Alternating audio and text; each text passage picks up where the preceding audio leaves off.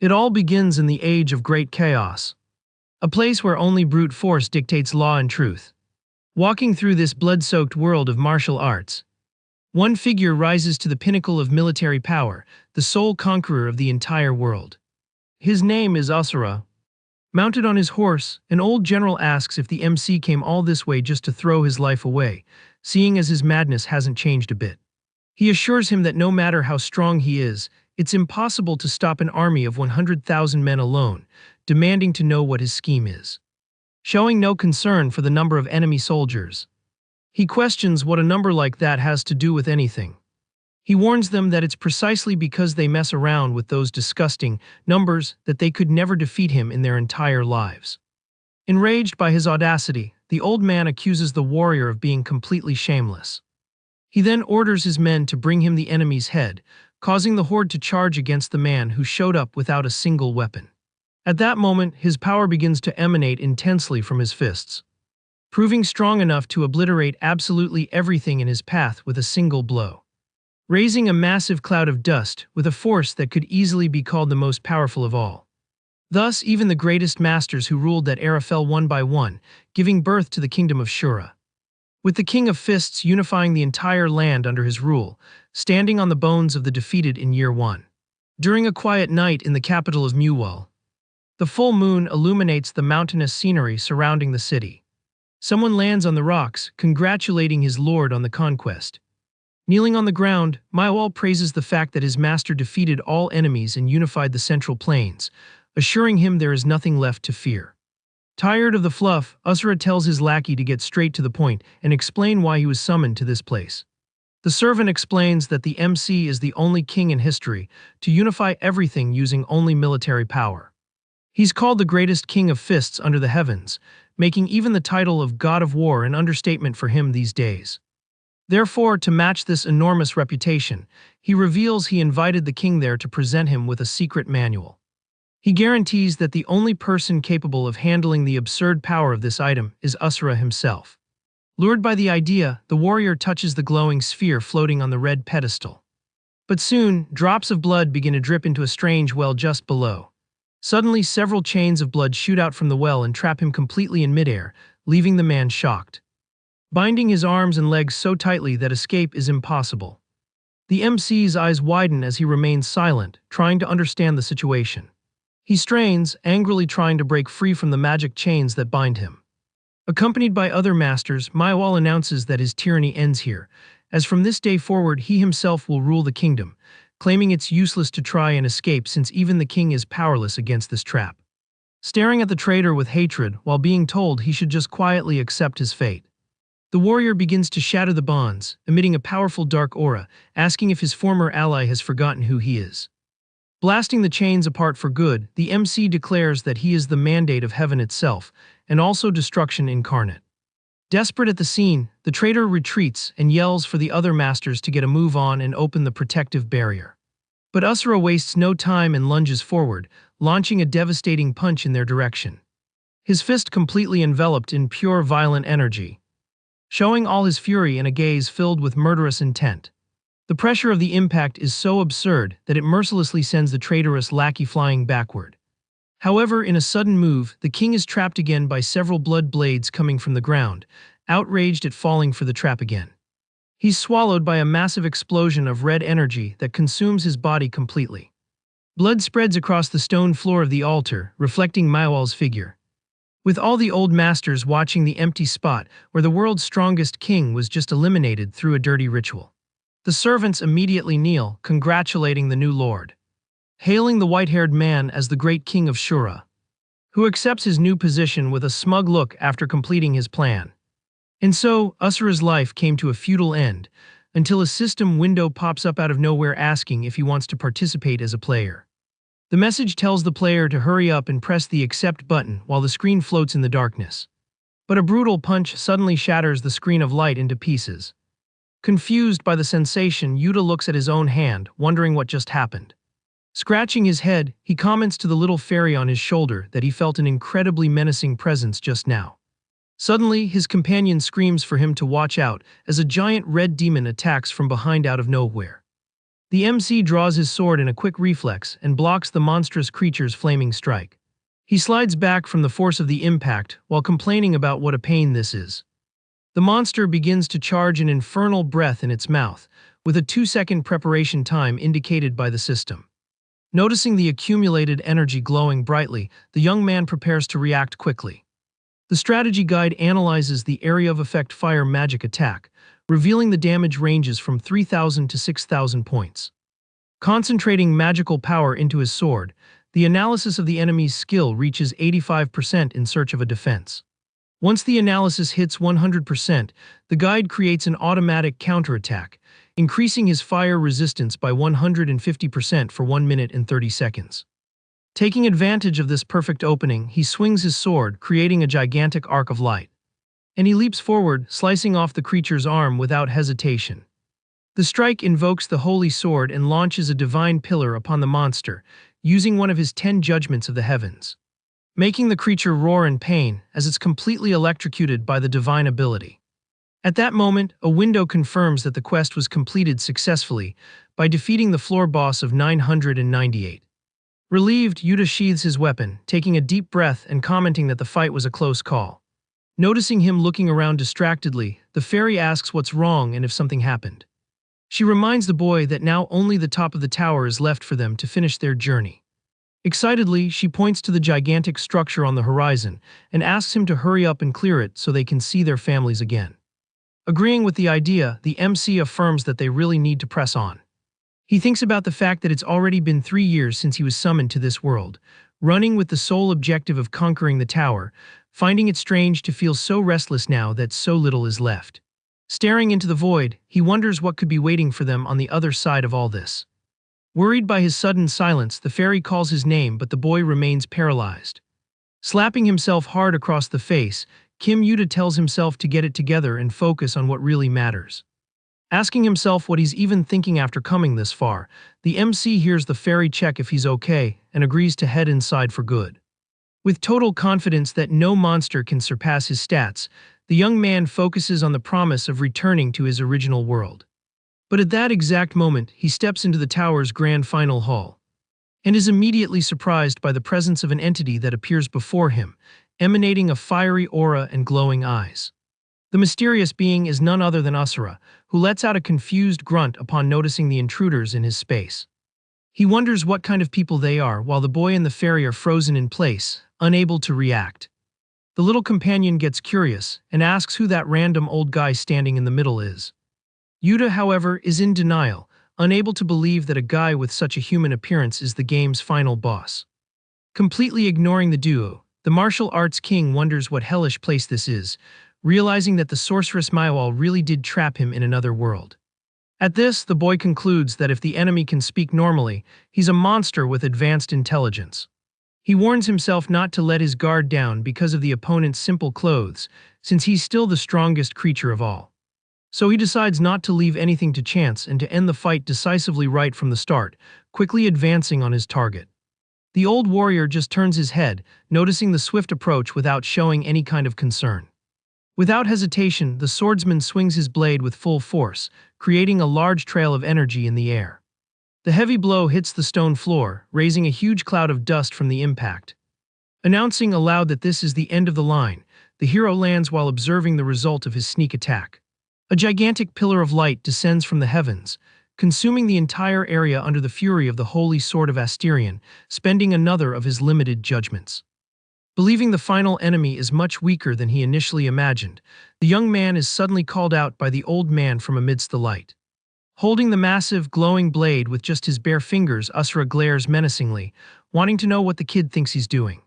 Shock takes over Yuta as he sees his ultimate skill blocked with a single hand and minimal effort.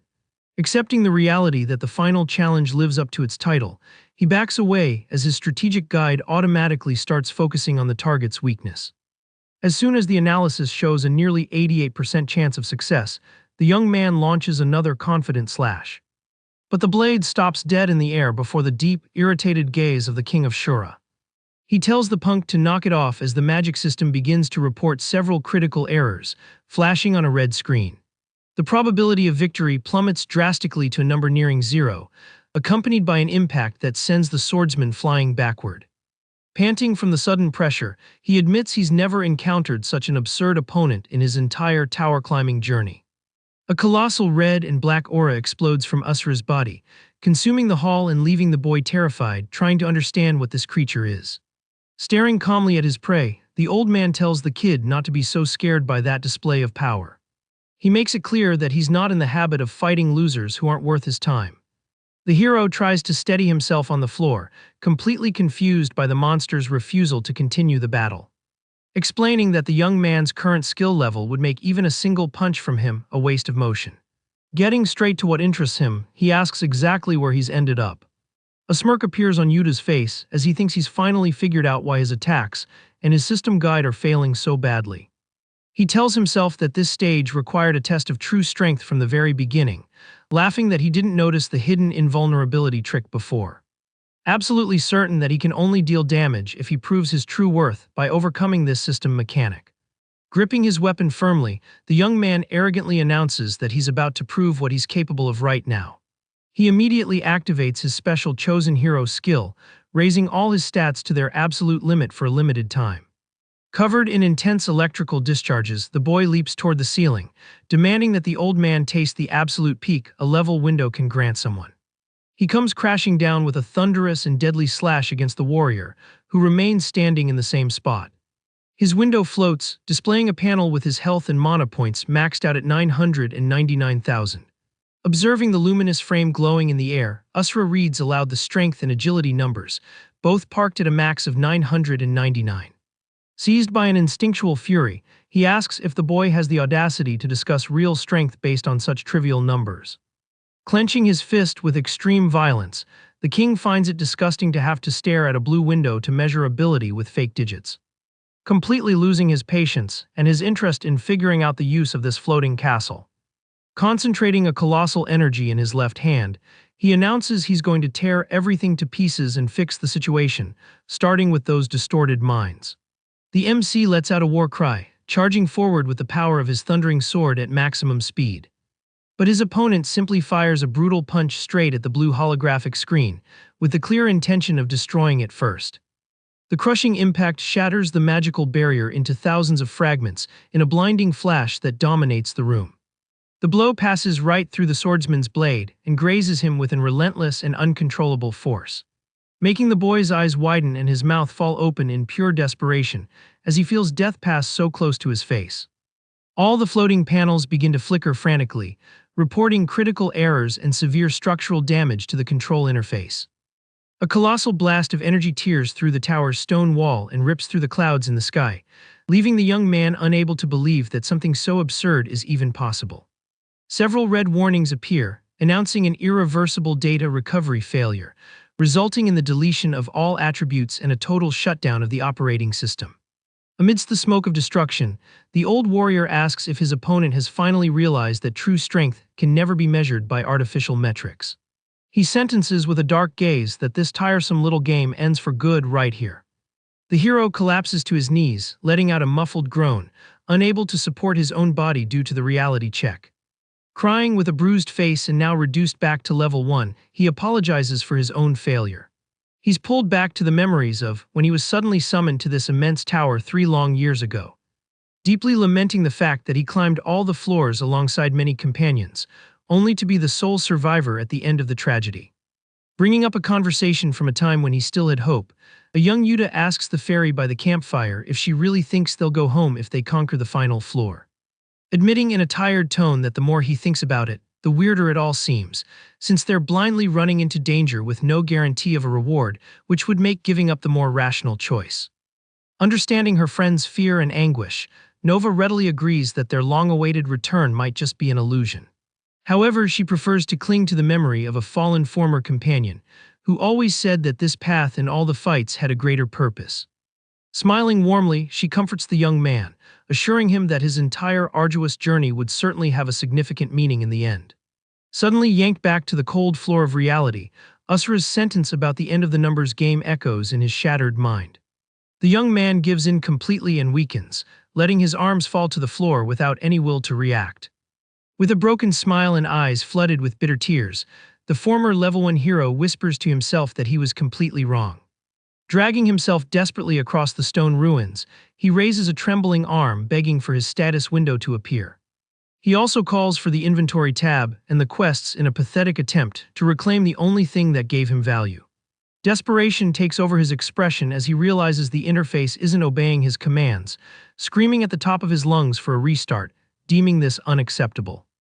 Observing the boy's depressing behavior from above, the long-haired man questions if he's still trapped in that false reality.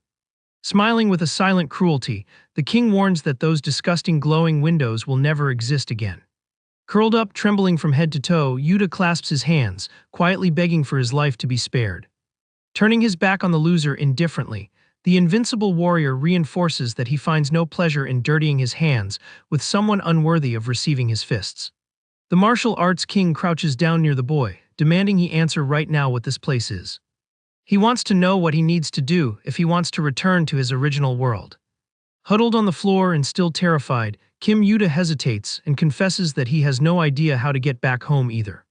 He nervously explains that there's no real method other than clearing the system's final stage. Asura turns his head in confusion, repeating the words, not understanding what the heck clearing a final stage means. The ex-hero is outraged by the old man's extreme ignorance, mentally wondering if the guy is from the Stone Age or something. He tries to find an easier way to explain the situation so the monster can understand without freaking out again. So he sums it all up, stating energetically that all he has to do is clear the entire tower. Hearing the excited confirmation that he must clear all the floors from the first to the last, leaving nothing behind, the warrior processes the information. Excited that he's helping, the young man assures him the solution is simple and suggests the master start by doing the available quests. At that, the MC stands up, cracking his neck, deciding that in that case, he'll just smash this cursed tower to pieces right now. Shocked by the absurd conclusion, the boy screams in desperation that clearing the tower doesn't mean literally destroying it.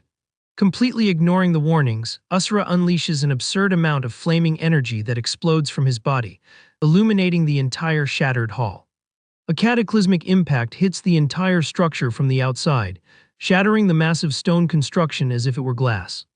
Watching the total destruction of the place, Yuta freezes in fear, unable to believe what he's witnessing.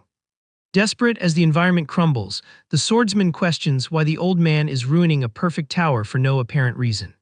The enormous building collapses completely, kicking up a cloud of dust and gigantic boulders into the air. Free-falling amidst the wreckage, Yuta screams at the top of his lungs, wanting to know what kind of creature that old man is. He can't understand how it's possible for someone to bring down a structure of that size with just their own brute force. At that moment, the little fairy cuts through the sky, calling her partner's name amidst the dust. Hearing the familiar voice, he quickly turns and shouts Nova's name with relief. In an agile move, he extends his arm and grabs her hand firmly as they continue to fall. As the dust settles, the young man holds his companion and his sword in the air, confessing he thought she had disappeared forever, but the fairy quickly apologizes for the delay in retrieving his weapon. Putting apologies aside, Nova tensely warns that they need to get out of there immediately because something big is about to happen. Surprised by the sudden warning, he looks back, trying to understand what this dangerous event could be. Watching the space around him distort with digital glitches, he wonders what could be worse than the current situation. Suddenly, an immense dark vortex opens in the sky, surrounded by red system warnings indicating abnormal access and the imminent deletion of all local data. Landing on the rubble next to Nova, the boy stares at the black hole on the horizon, not knowing what it is. However, upon seeing pieces of the tower being swallowed by the anomaly, he quickly realizes that if they get pulled in, they'll be completely screwed. The vortex spins violently, shooting purple lightning, as the system goes into total collapse, announcing a lack of space in the recycle bin and the release of corrupted data. Landing on the ground with a brutal impact, Asura shatters the surrounding soil, dissipating his red energy. He stops suddenly and lets out a confused grunt, noticing something under his foot. Looking back, the martial arts king wonders if it was just his imagination, or if he really did step on something small. Ignoring the sensation, he observes the ruins of the structure and complains that nothing different is happening. He confirms aloud that he cleared the tower perfectly as the kid instructed, even as he hears Yuta's screams in the background saying that wasn't the right way to solve the situation. The ex-hero complains about the old man's ignorance, warning that even for a super powerful character, breaking everything like that is crossing the line. He points to the mess around them, warning about the unforeseen consequences of destroying the environment so irresponsibly. Suddenly, an immense pillar of purple energy tears through the sky and hits the ground with absurd violence right near them. The bright light illuminates the scared boy's face, while the warrior turns, sensing the approach of a new, mysterious presence. A woman with long hair and a white dress emerges, walking through the dust, making the MC lament the arrival of an unwelcome visitor just when he thought he'd found a successor. The king's gaze changes instantly as he recognizes the familiar figure emerging from the rubble. With clenched teeth, he mutters Maiwal's name as he watches her approach, surrounded by blue magic rings.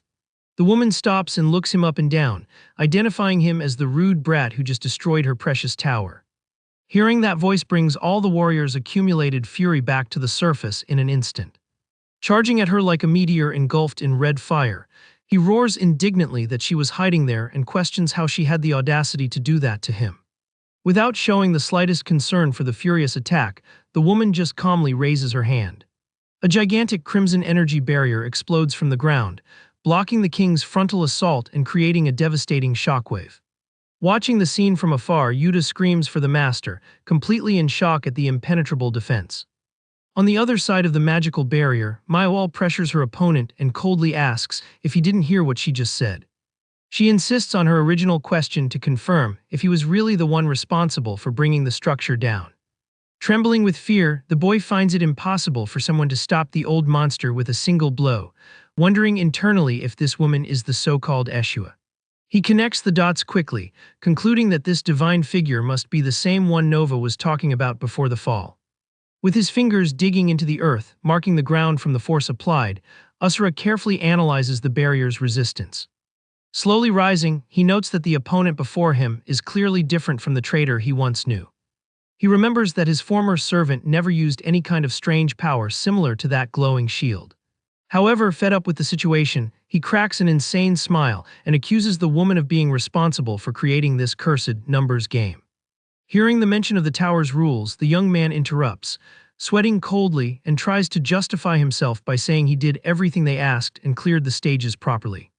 Maiwal ignores the ex-hero and repeats the warrior's words in a whisper, confirming that it is indeed her creation.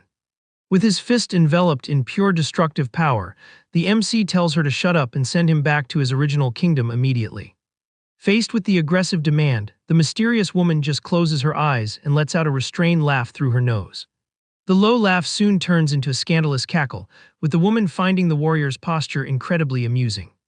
Mocking his belief that clearing the tower would guarantee a ticket back home, she asks which idiot told him that nonsense, leaving Yuta paralyzed with guilt. Regaining her composure, she decides to change the rules of the game and allows him to break whatever he wants, be it the tower or the annoying status windows. She warns him with a challenging tone that if he really manages to destroy everything she has created, then she will finally grant his wish. She then snaps her fingers, promising to send him back, but warns that the task won't be easy as corrupted data from the recycle bin begins to be restored behind the warrior. System warnings pop up on Yuta's screen, announcing the generation of artificial players, making him break into a cold sweat, not understanding the gravity of what's to come. Glowing purple silhouettes begin to take a bizarre human form, forcing the young man to question how those people are still alive there. With a dark smile, Maiwal reveals her true malevolent intention for the battle that is about to begin. She explains that from now on, the towers he'll need to destroy are completely different from the previous stone structure, as there are many of them scattered throughout the world. A blinding golden light erupts from amidst the fragmented data, revealing the first enemy recreated by the system. A warrior charges furiously at Asura, swinging a blade charged with divine energy, ready to cut through anything. Watching the initial attack, the goddess finishes her thought, questioning if the King of Fists is ready to face his new trial. Revealing the controlled bodies of Kim Yuta's former partners, the scene angers Asura as he wonders if he'll have to deal with this pile of trash. The copies prepare themselves, drawing their magic weapons without any hesitation, and the MC agrees with the woman, acknowledging that the battle will be troublesome. System warnings float among the artificial warriors, as Maiwal declares that these empty avatars are the new towers the martial arts king must topple. The crowd of artificial players fills the battlefield with a sinister aura. Smiling scornfully, Manhwa warns that there are still many others scattered throughout this world. In a distorted voice, one of the reanimated warriors calls out the MC's name, leaving Yuta completely in shock. The zombified ex-companion macabrely asks them to hurry up and climb the tower altogether. Ignoring the drama, the goddess assures Asura that no matter how strong he is, the balance of this world won't be broken so easily. At that, the army of vengeful spirits begins to charge toward them with everything they've got. But the martial arts king wastes no time and lunges forward, destroying the front line with a single blast of energy. Confused by the sudden brutality, the woman retreats a bit, trying to understand what that was. Meanwhile, the boy grips his sword, trembling with rage, cursing the creator as trash. Completely enraged, he screams, wanting to know what this means since all his former allies were dead. He remembers that those people risked their own lives to climb the tower by his side, only to end up now without an identity and without any purpose. The swordsman rages, asking if this is how she treats them and if this sick reason was why she brought them to this place. Suddenly, Asura leaps, tearing through the air and violently attacks Manhwa, destroying the ground where she stood seconds before. Floating in the sky to dodge the blow, the woman answers the boy, questioning if the answer wasn't already obvious, stating that they are just necessary pieces to complete her perfect world. The villain, maintaining an air of superiority, explains that the reality she created is still very unstable and could never exist without the power drained from them. Completing her thought, she reveals that this was exactly why she forced them to climb the tower through imaginary missions she called quests. From above, the goddess focuses her attention on the boy and warns that she has no more business to discuss with someone who has lost all their power. With her fingers enveloped in purple energy, the creator orders the player to disappear from there once and for all. Yuta grits his teeth in agony and curses this whole situation. Overcome with guilt, the ex-hero admits that the failure was all his and that he should never have set foot in that cursed tower in the first place. Crying with anger, he laments that if he were a little stronger or wiser, he could eliminate that woman with his own hands. At that instant, a gigantic hand of pure energy forms in the sky and descends toward the villain. The colossal attack smashes the area, kicking up a huge cloud of dust and rocks in every direction. Caught off guard by the offensive, Manhwa looks back, completely perplexed. Walking calmly through the destroyed field, Asura informs the boy that he has just earned his respect again. Without losing his savage smile, the martial arts king questions if the woman had the audacity to lay her hands on his prey first. The swordsman calls out to the old man, completely astonished, hearing him say that his courage is commendable, but it's still too early to try anything. In the blink of an eye, the warrior grabs the creator by the neck in midair and declares that he's the only one who will rip her head off. With a brutal move, he throws her to the ground, causing an absurd explosion of energy and destruction.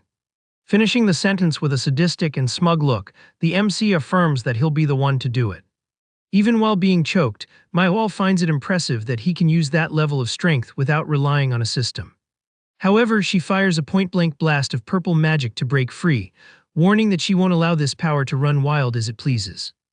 Annoyed by the magic, Asura wonders what that is and accuses the woman of using her dirty tricks on him again.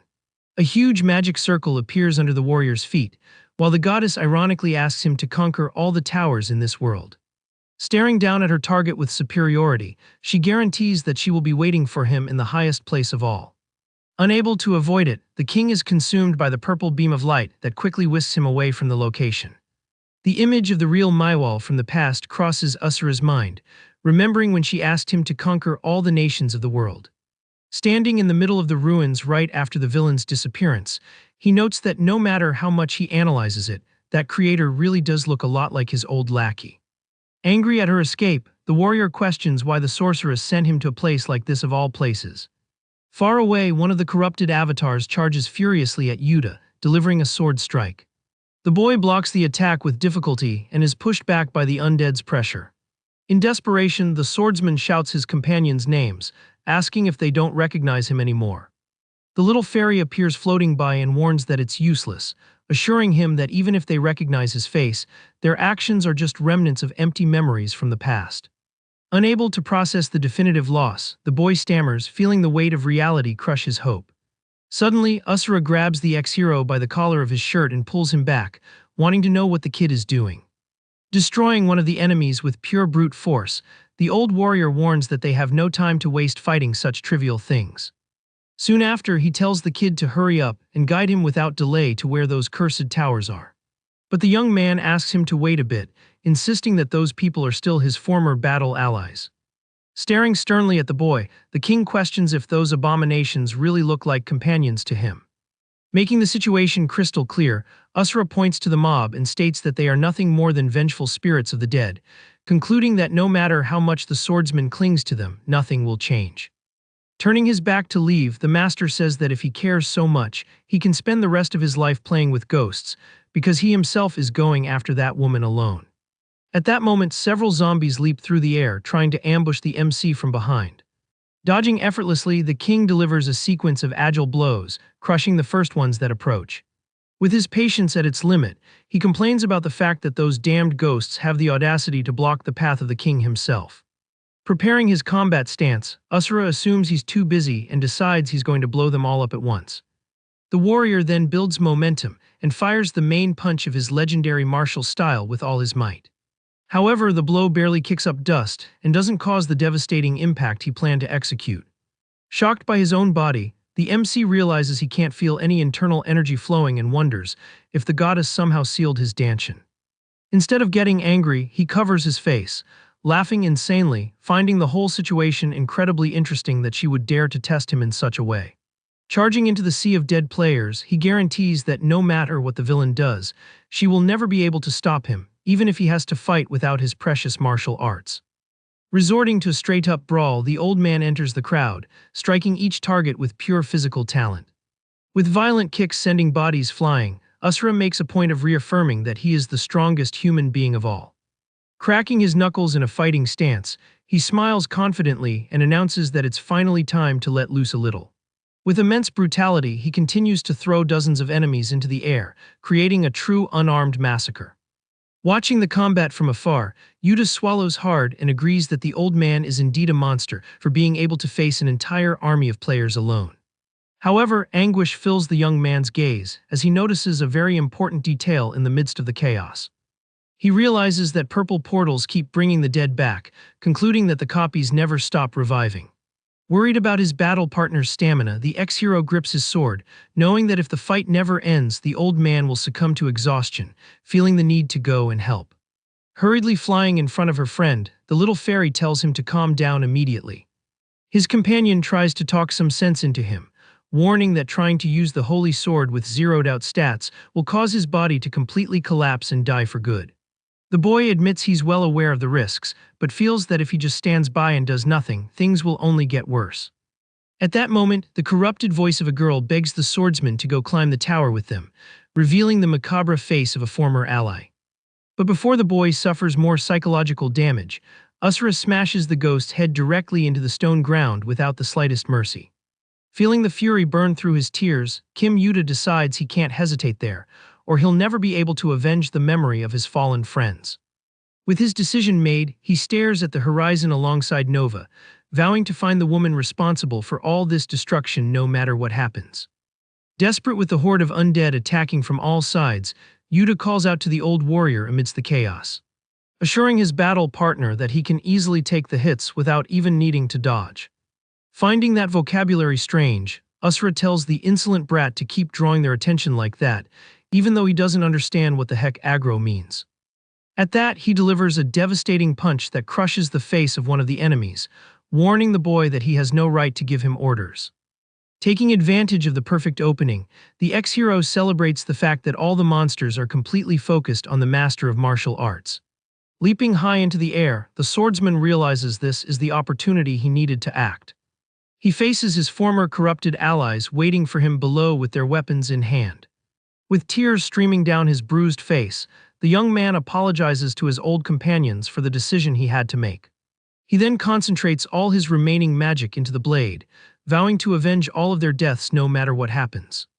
Unleashing an immense pillar of divine golden light directly from the sky onto the enemy area. The sacred impact consumes the stone ground, raising a huge wave of energy across the battlefield.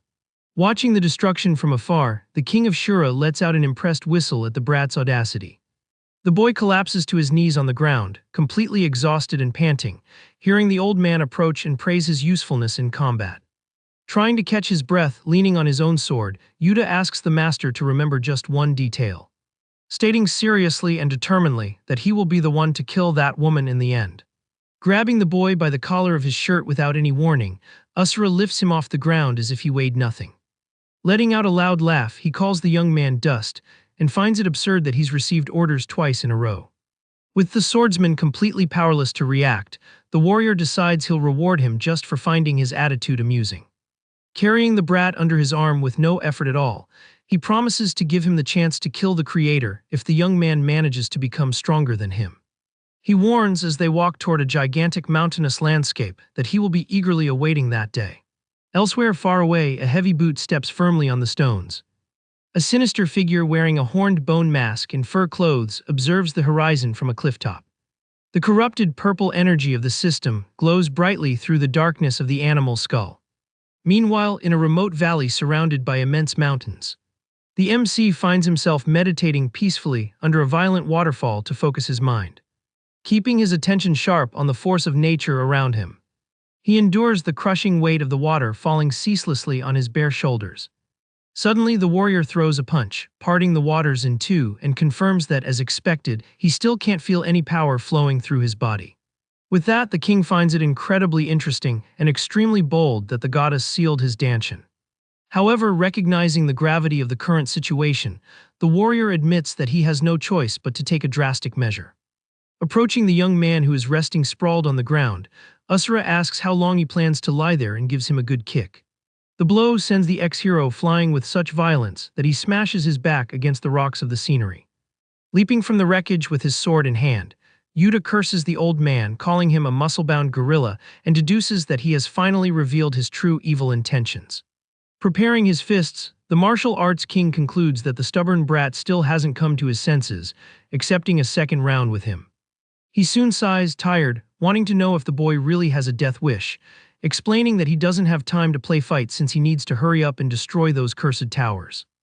In a smug tone, the swordsman questions the point of breaking structures around the world, suggesting their main focus should be finding the goddess's whereabouts before anything else. Losing his patience instantly, the MC grabs the kid's head furiously, calling him an idiot for still not understanding the situation. Scaring both Yuta and the little fairy, the old man yells that the woman is definitely hiding inside one of the towers, since those are the only things she created in this world.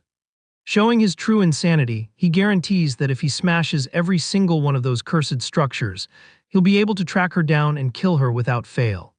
Understanding the aggressive logic, the boy freezes, breaking into a cold sweat, and silently concludes that his travel companion is completely insane. Hiding near her friend's shoulder, Nova whispers that no matter how you look at it, that old man is still way too dangerous for them.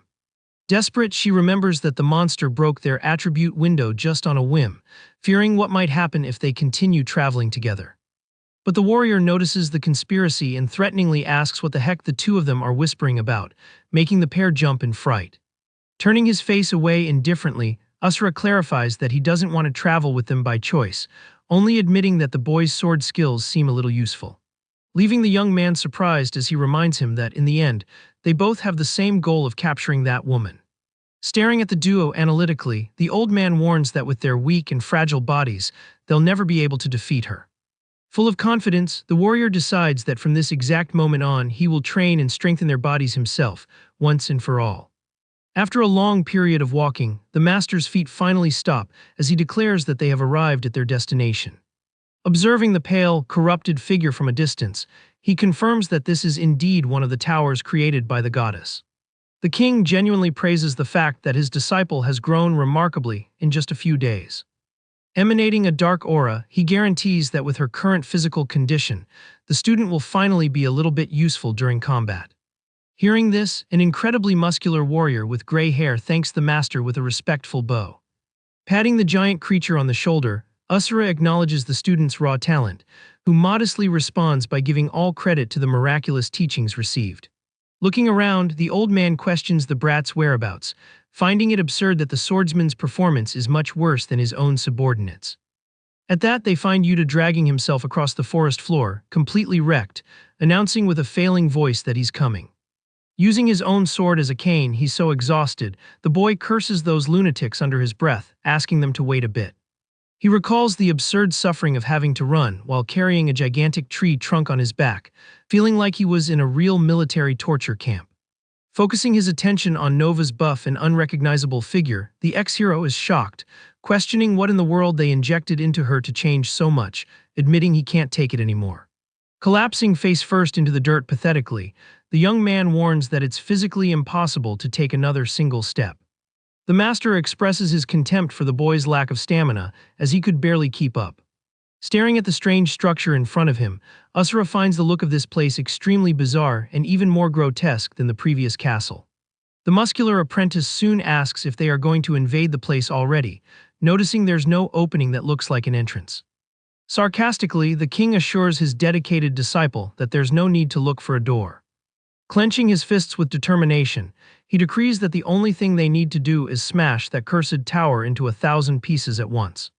Impressed, Nova praises her dear master, celebrating the fact that he's going to blow up the entire structure with a single punch. Waking up with a start at their madness, Yuta tells them to wait a second and think about their strategy before acting. But the warning comes too late, and the boy is swallowed by a system glitch accompanied by several critical error warnings. The old warrior attacks the anomaly, engulfed in a storm of purple lightning shot from the dimensional rift. Triggering a force transfer to the tower's interior, the entire group ends up being violently sucked into the corrupted space, screaming. Trapped in the dark, uncontrolled void, the desperate swordsman screams, reminding them that he had asked them not to do that. Below them, a completely ruined urban city under a gray sky stretches to the horizon. Cutting through the skies in a purple flash, the three plummet at high speed, screaming in terror from the fall. The group collides with the concrete roof of one of the buildings, letting out groans of pain, with Asura questioning what kind of frightening constructions these are. While the little fairy laments the loss of her muscles, returning to her original small form, the boy pushes himself up, confused, wanting to know where he's ended up. Completely shocked by the sight around him, the ex-hero realizes they've just landed in the middle of a real modern city. Clinging to the boy's shoulder, the fairy panics, asking if they've somehow returned to their original world. Yuta points in terror at the debris scattered on the ground, questioning if those are players' corpses. Breaking into a cold sweat at the macabre scene, he quickly realizes that this is definitely not his old world. In the shadows of this scene of destruction, a mysterious figure observes the group's arrival, wondering where they came from. The corrupted purple energy begins to leave the body of one of the dead lying on the street. Asura stands firm amidst the chaos while the ex-hero watches the scene, completely terrified on the ground. Noticing the movement, the unknown man notes that the souls of the dead are gathering at a single point. With that, he lands softly on the asphalt, finding the whole situation very interesting. Floating between the destroyed buildings, the stranger concludes that these are the newly summoned players. Staring coldly at the invaders, he warns them in advance that any kind of resistance here is useless. The martial arts king focuses his gaze on the subject, while hearing that no matter how much they fight. At that, the man points his hand, emanating a sinister magic, and decrees that he is the only one who can reach the top of that tower. An explosion of purple power summons the gigantic figure of a crowned demonic skeleton as the king of specters. Seeing that abomination, the swordsman stammers in shock and understands at once that this monster is on a completely different level of danger. The bone creature charges forward, letting out a deafening roar against the invaders. Fearing the worst, the swordsman screams desperately for the old warrior to get out of the way of that deadly attack. However, the master defends against the colossal blow with no effort at all and scoffs at the failed attempt to kill him with such a weak creature. The impact of the block creates a shockwave that pushes the monstrous creature back. Taking advantage of the opening, Asura completely shatters the giant skeleton in a single instant. Wiping the dust from his hands, the king simply classifies the attack as useless trash. Staring at the mysterious adversary below, he ironically questions if that pathetic level of power was what the guy planned to use to dominate the tower. Calling the man arrogant and a coward for trying to hide behind some random monster. Annoyed by the provocation, the stranger repeats the insult under his breath, absorbing the affront. At that, he raises his hand, summoning an entire horde of undead, and confesses that he's changed his mind after finding the warrior's attitude very funny. He promises to test the old man's limits to see just how long he can stay alive.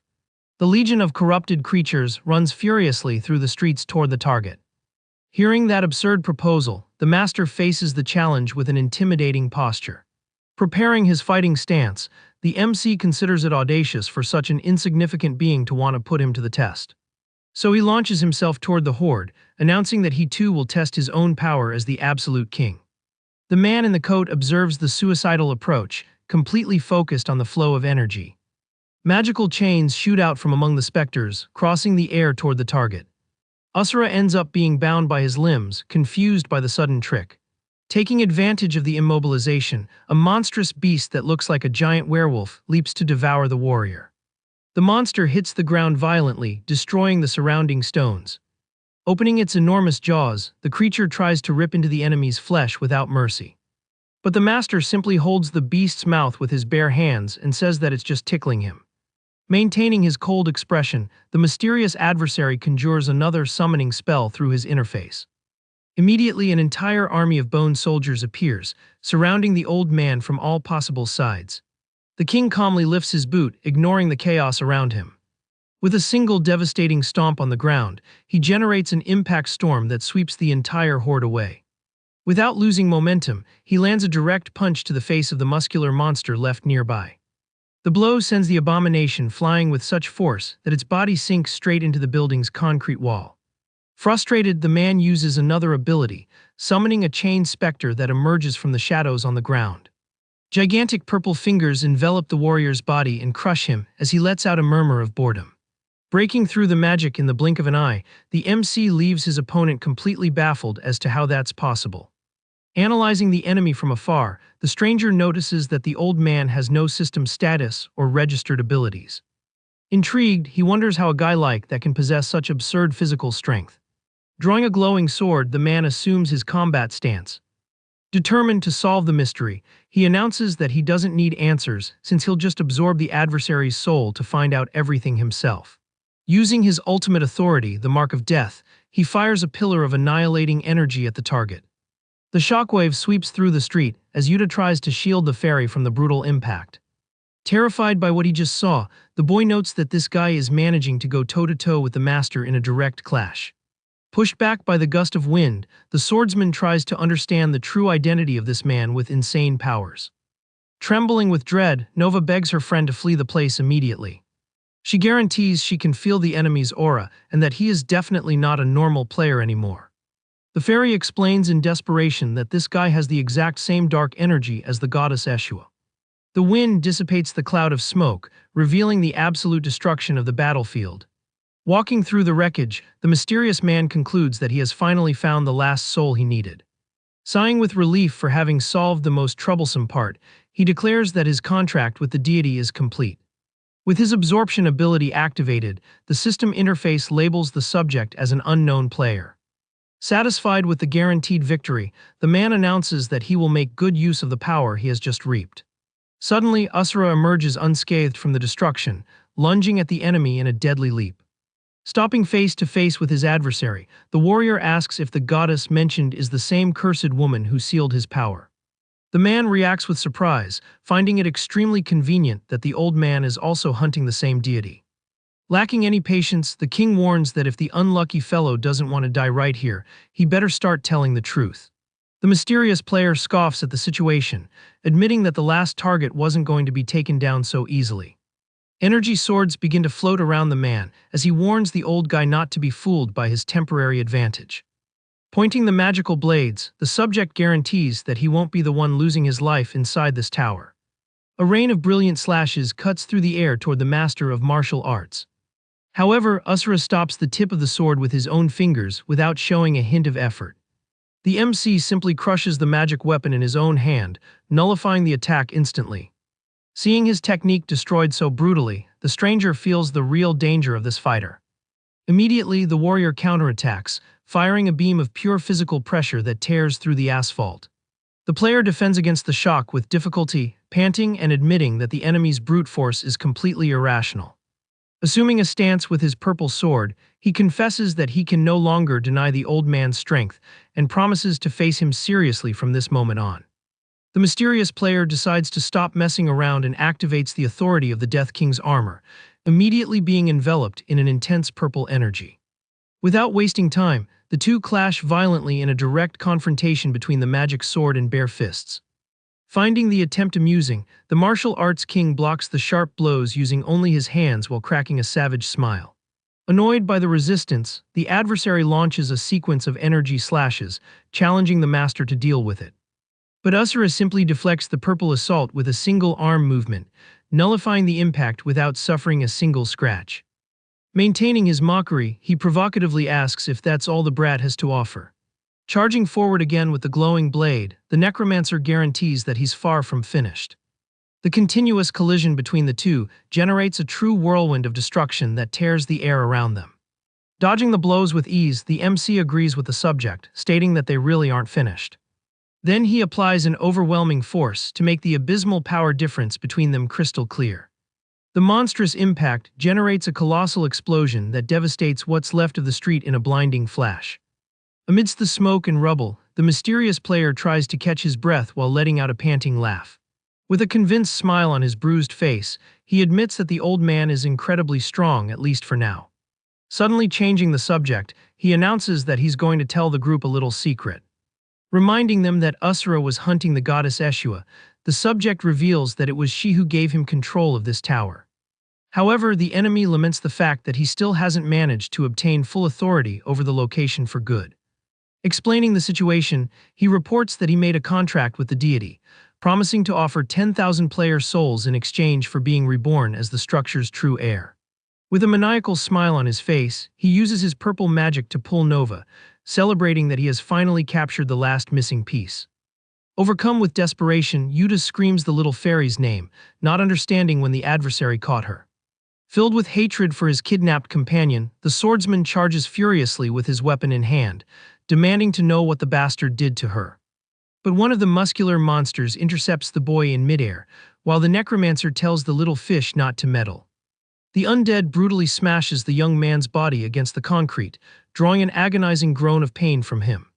Coughing up a lot of blood, the ex-hero tries to break free from the creature's grip with no success. Watching the fallen boy surrounded by his specters, the man in the coat decrees that resistance is futile, as there's nothing left he can do. At that, a few system windows appear confirming the completion of the heir's ritual, announcing that the tower's full authority will be unlocked in just over a minute. Watching this scene unfold, the king of Shura concludes that the subject is a necromancer focused on manipulating vengeful spirits. Keeping his cool, he comments that back in his homeland, there were also scummy demonic cults that used these same dirty tricks. Soon, a strange greenish energy begins to emanate from his hand, revealing that he would normally never resort to such dirty spells if the subject hadn't crossed every line. Raising his hand charged with spectral magic, Asura tells the brat to pay close attention and learn how to use the power of true necromancy. Suddenly, the purple souls begin to be sucked from the environment, leaving the adversary completely confused by the sudden loss of control. Sweating coldly, the necromancer panics as he realizes the souls he spent so long collecting are being stolen from right under his nose. Vomiting blood from the internal shock, he refuses to believe it, finding it impossible for someone to bypass the system's rules in such a way. With the spectral power flowing, Asura channels the stolen energy into Yuta and Nova, telling the two brats to run wild on the battlefield. Consumed by the restorative magic, the two assume an incandescent posture as the old man guarantees that now they're the ones who will crush the bastard. Showing off his oppressive authority, the martial arts king continues to pull the opponent's life force without showing any effort. Shock once again stamps the enemy's face at the complete absurdity of this anomaly overcoming the laws of his game. Bathed in the green light, the swordsman and the fairy feel the ancient spell fill their bodies at the master's command. With her eyes glowing intensely, Nova prepares for a rematch against the man who used her as a sacrifice. Seized by this same overwhelming force, Yuta stares at the horizon, feeling the duty to finish the fight and return the favor. However, the blind fury soon gives way to a strange feeling, and the boy loses his pose. Staring at his own ghostly hands, he's frightened by his translucent appearance and desperately wonders if he just died. Blaming his ally immediately, the ex-hero yells, demanding that the old man return his physical body at once. Losing patience with his ignorance, Asura calls the kid an idiot and reminds him that if he had stayed down on the asphalt, he'd be dead by now. Clarifying the situation, the warrior explains that the soul theft was entirely the adversary's fault for trying to turn them into puppets. Watching the necromancer agonize, the master reveals he only used his own power to nullify the spell, ordering the kid to stop complaining and just obey while his original body recovers. With a sadistic look, the MC boasts about having stolen a good portion of the enemy's spiritual ammunition, guaranteeing that now that guy is a nobody. Ignoring his own translucent condition for a moment, the swordsman analyzes his hands and comments that he doesn't feel any absurd changes happening. Without listening to his doubts, Asura orders his two subordinates to advance and show what true necromancy is capable of. But a dark aura once again surrounds the adversary's feet, who angrily questions if the old man really thinks he's finished. Emanating an absurd purple pressure again, the necromancer straightens his posture, demanding the king stop talking such nonsense. Several bone soldiers begin to rise again from the asphalt, as he admits he doesn't understand the trick behind the magic theft. Staring furiously at the invaders, he guarantees that the amount subtracted was nothing more than a drop in the ocean. Surrounded by his enormous army of specters, the man finds it ridiculous that the warrior thinks he's right with the support of only two people. Finding the provocation incredibly funny, the master cracks a mocking smile upon hearing the comment about quantity. As Yuta charges forward, fiercely cutting down one of the monsters, the king points out the enemy's fatal mistake of continuing to measure strength through pathetic numbers. The sharp spiritual blade pierces the skeleton's face with brutal speed. Giving no chance for defense, the boy continues his assault, sweeping the creatures from his path with clean cuts. Landing firmly after the execution, the ex-hero displays an imposing aura amidst the enemy smoke. Terrified by the scene, the mysterious player wonders where all that sudden strength in the kid's attacks came from. Falling into complete desperation, he recalls that just moments ago, that same swordsman was on the ground, fighting just to stay alive. Dust kicks up through the destroyed streets as the chaos of battle spreads through the city. Amidst the rubble, one of the dark bone soldiers appears lurking. The creature raises its corrupted fury, ready to annihilate the group's most vulnerable target. Noticing the fatal ambush, Yuta screams his companion's name in panic, realizing she hasn't reacted yet. Without any mercy, the monster attacks, tearing through the air toward the little girl. Nova remains still, with a completely empty gaze in the face of mortal danger. Suddenly, the little fairy's greenish eyes light up with a blinding flash. A violent magical explosion is fired directly from her, instantly pulverizing the aggressor. The colossal blast continues on its path, devastating the asphalt and destroying all obstacles in its way in an absurd display of power. Blinking in confusion, the little girl herself is baffled as to how she did that. Even the martial arts king is slightly surprised, assessing the potential of the magic he passed on. Relieved to see his friend safe and sound, the swordsman quickly checks on her condition. Floating back to normal, Nova admits she feels much stronger, but the boy warns that if they keep killing pawns, the fight will never end. Confirming the warning, the horde of purple skeletons begins to climb the rubble again, running toward them like an avalanche. Facing the endless tide of enemies, Asura narrows his eyes in silence, maintaining his usual cold posture. Analyzing the system interface before him, the necromancer tries to find a solution to deal with the disadvantage. Focused on the enemy, Asura tells his allies that the first thing to do to stop him is to destroy that disgusting window. However, the master ponders that his dantian is currently sealed and he can't use internal power, which makes breaking the object complicated. Curious about the situation, Yuta questions if there's still a way, since the old man managed to use necromancy even with his energies blocked. Agreeing with the boy, the martial arts king explains that the lack of internal energy doesn't affect him, as he can use external power without any problems. Evaluating his options, he notices the fairy and comments that her energy is quite interesting, capable of generating a force equivalent to his original power. Without wasting time, the warrior demands that the little one offer her soul to him, leaving her completely shocked. Meanwhile, the adversary system displays several red warnings, informing that the number of souls is insufficient to complete the current mission. Annoyed by the notifications, the player curses the group for making him waste the resources he needed. But he soon regains his confidence, guaranteeing that he can collect everything again after eliminating those annoying obstacles once and for all. Extending his hand charged with magic, the subject summons his souls to answer his call. A gigantic horde of monsters appears throughout the destroyed scenery under the direct order to wipe out all enemies from the location. Preparing the counterattack, Asura tells the brat to trust him and put everything he has into this one shot they're going to get. With the monsters advancing, the master orders the kid to clear a direct path to the bastard. Gripping his sword firmly, the ex-hero guarantees that he fully trusts his ally and promises to clear the entire area for him and his companion. Letting out a war cry, Yuta delivers a vertical slash charged with impressive energy against the tide of enemies. A gigantic golden cross descends, tearing through the skies, and pulverizes the entire front line of the Dark Army in the blink of an eye. Observing the flash from a distance, the necromancer judges the group as a bunch of idiots for wasting all their strength just to clear out the pawns. Full of mockery, he states that it was a waste and doesn't even come close to dealing with all the accumulated souls. Suddenly, Asura appears behind the enemy amidst the smoke, calling the subject a coward just as he expected. Staring at the target up close, the king reveals that he was paying attention to how he always pulled up that window to check the spirit's casualties. With an intense green aura in his fist, the master decrees the end of this tiresome necromancy. Working together, he and Nova fire their synchronized energies in a swift and deadly attack against the adversary. With his eyes glowing with fury, the warrior announces that it's all over, unleashing all that accumulated power at once. The brutal impact of the magic hits the target head-on, raising a column of green destruction in the middle of the ruins. Unable to resist the force of the blow, the player's interface quickly cracks. The fragments of the attribute window fly through the air, confirming the total destruction of the user's system. Thrown far away by the explosion, the necromancer despairs, finding it impossible for something like this to happen. Spitting blood, he refuses to accept that everything he built has been annihilated in such a pathetic way. Shock takes over the man's face as he realizes he has just lost his system, his power, and his entire world in the same instant. Following its owner's fall, the system begins to emit error messages, warning about the corruption and deletion of souls, declaring the mission a failure.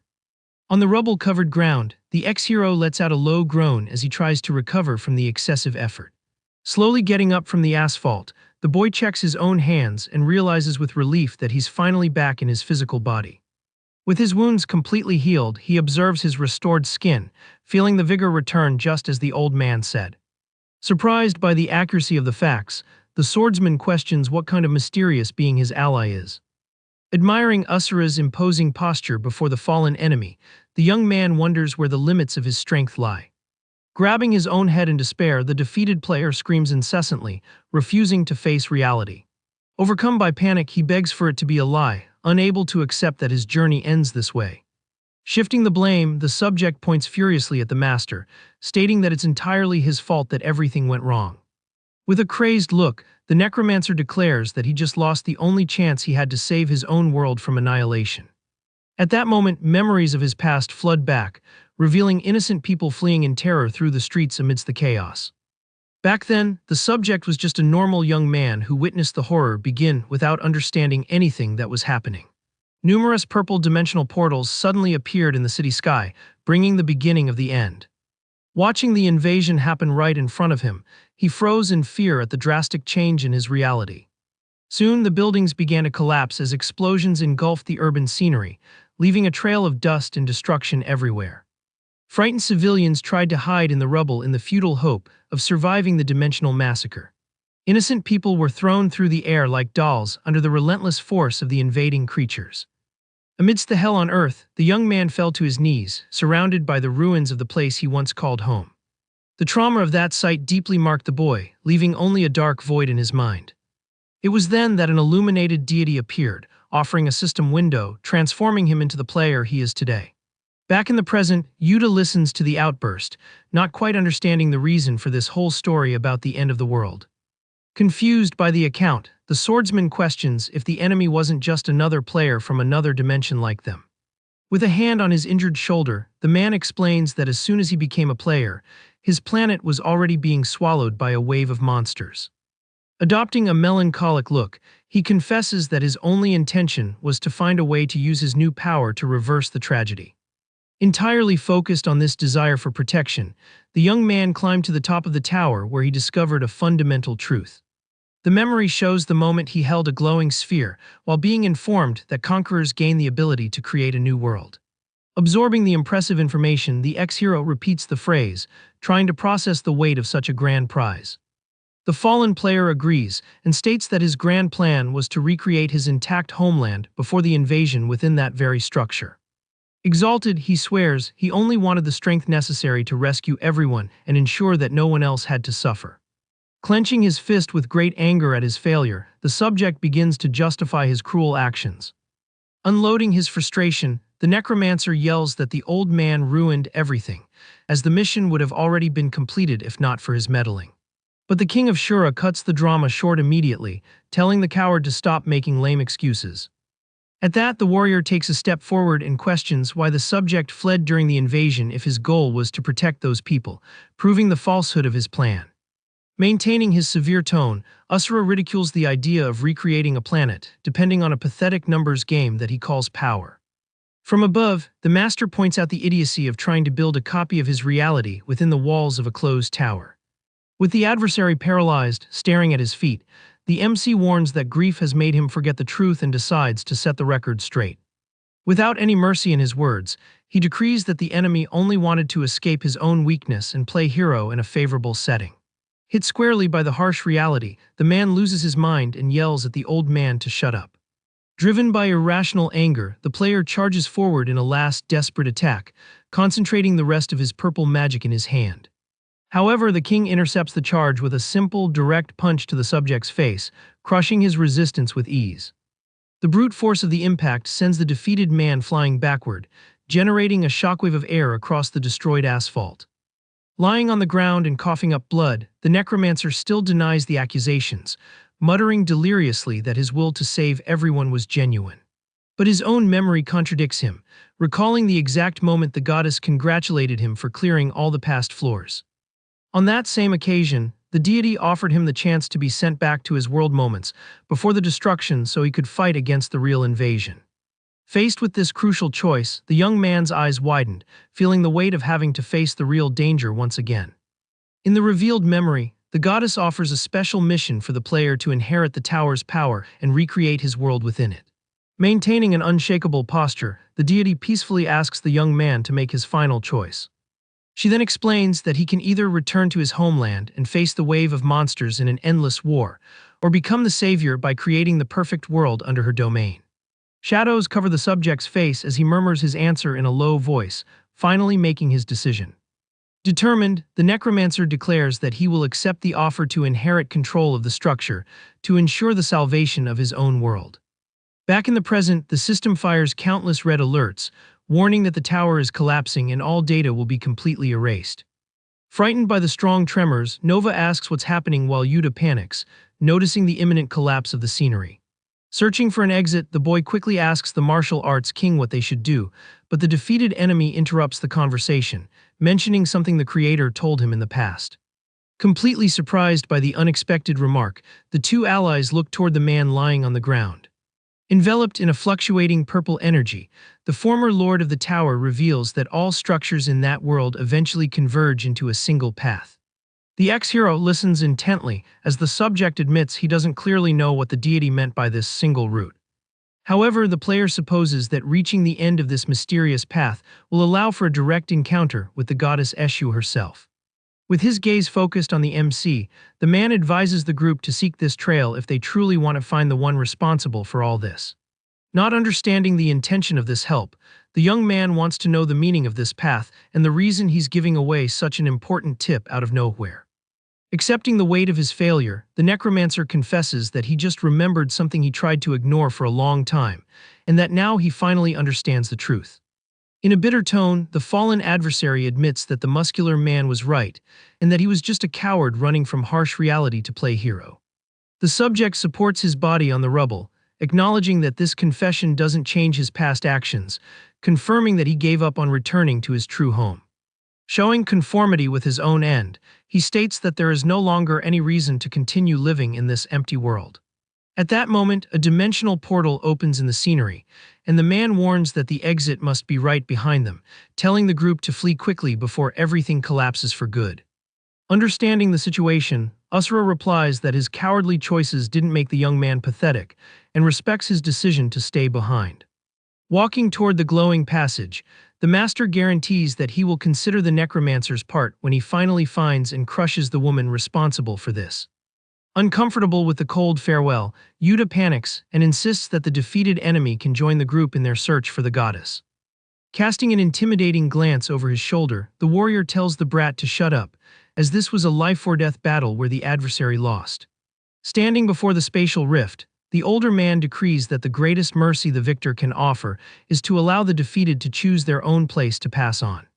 Unable to accept the opponent's dark fate, the young swordsman stammers a hesitant reply amidst the dust. A deafening noise echoes through the ruins, and Nova screams in desperation, warning that the entire structure will completely collapse in a few moments.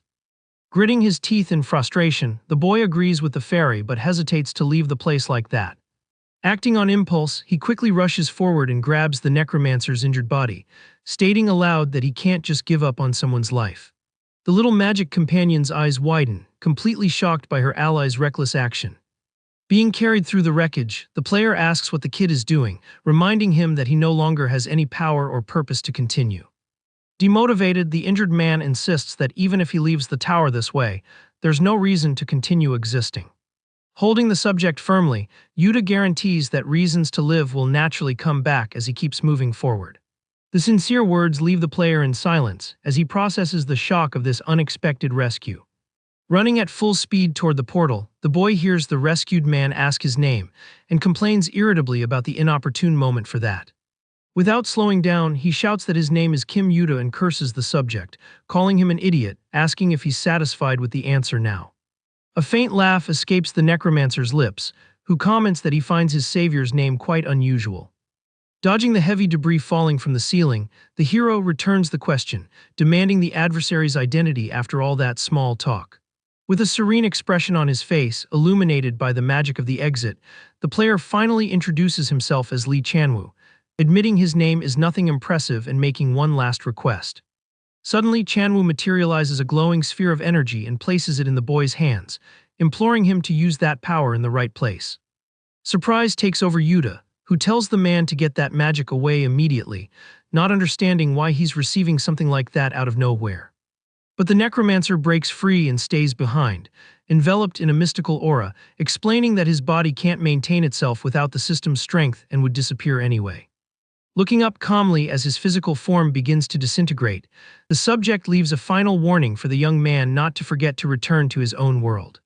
Alone near the exit, the swordsman holds the golden fragment, feeling the tragic weight of the sacrifice he just witnessed.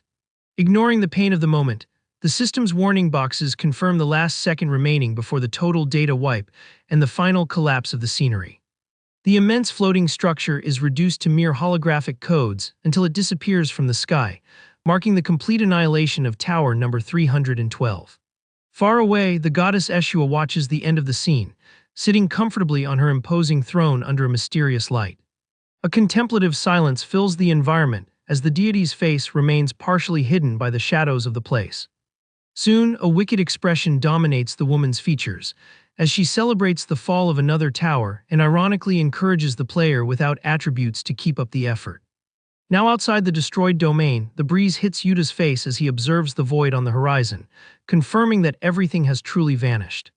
Analyzing the glowing sphere left behind, the boy reflects on why he's perfectly fine after the violent shattering of his own skill panel. The memory of the necromancer's words about the irremediable loss of his physical body makes him conclude that he should have disappeared long ago if that rule were absolute. Returning to the memory of the exact moment his system was shattered, the confusion only grows as he compares his intact survival with the tragic fate of Lee Chanwoo. Hypnotized by the mystical glow in the palm of his hand, he begins to suspect that perhaps he still possesses some kind of residue of the system's power running through his veins. The sound of firm steps cutting through the grass interrupts the young man's thoughts, and Asura appears, questioning the reason for such seriousness since they escaped the danger. Looking down at the boy, the warrior asks in a provocative tone if he's still in a bad mood, because of that adversary's predictable passing. Quickly, the swordsman retorts, calling his ally a softy underneath that tough guy act and complains about the continuous nagging. Looking at the valuable item again, Yuta confesses that the guy was really evil, but he still feels sorry for his end, valuing the gift left behind with the promise to use it to return to his homeland. Turning toward the master, the young man admits he has no idea what kind of energy is stored inside and decides to hand over the object right away. Without ceremony, he tosses the glowing sphere toward the older man, feeling deep down that this is the right choice to make for now. Catching the orb with ease, the king of Shura evaluates the pulsating energy and confirms that the magic is identical to that of the cursed woman who imprisoned him, believing it's possible to loosen the seal on his dantian with it. Excited by the prospect, the boy asks if his ally will regain all his original strength at once, but receives an immediate reality check that the power will only bring back a small fraction. Focused on the fragment, Asura clarifies that the concentrated force there doesn't even come close to the colossal level of magic the goddess used to block his true abilities in the past. Scratching his head in doubt, the young man confesses that he's been curious for a while about what the heck this dantian he mentions so much is. To the boy, trying to understand this need is a bit confusing, since the old man proved to be an absurd monster in a fight even with all the current restrictions. Patiently, the warrior explains that the power he has used so far is only external force, literally depending on the purely physical attributes of his trained body. The revelation hits Yuta and Nova by surprise, leaving them both sweating coldly as they process that all the destruction they witnessed came exclusively from pure natural muscle strength. Resuming his severe tone, the master guarantees that things will reach a new level once the internal blockage is restored and true circulation is released. The fighter's body displays an impressive blue aura as he details that internal power uses the vital energy flowing through the veins to release a potency far beyond common physical capacity. The young hero's eyes pop out in wonder at the discovery, immediately comparing this force to some kind of absurd, high-level magic skill. Connecting the dots in his own mind, the boy assesses that the old geezer already caused ridiculous amounts of damage without relying on any attribute window or system assistance. Narrowing his thoughtful gaze, he imagines that the warrior's stats would be astronomically high if his raw power were measured and converted into a numerical interface.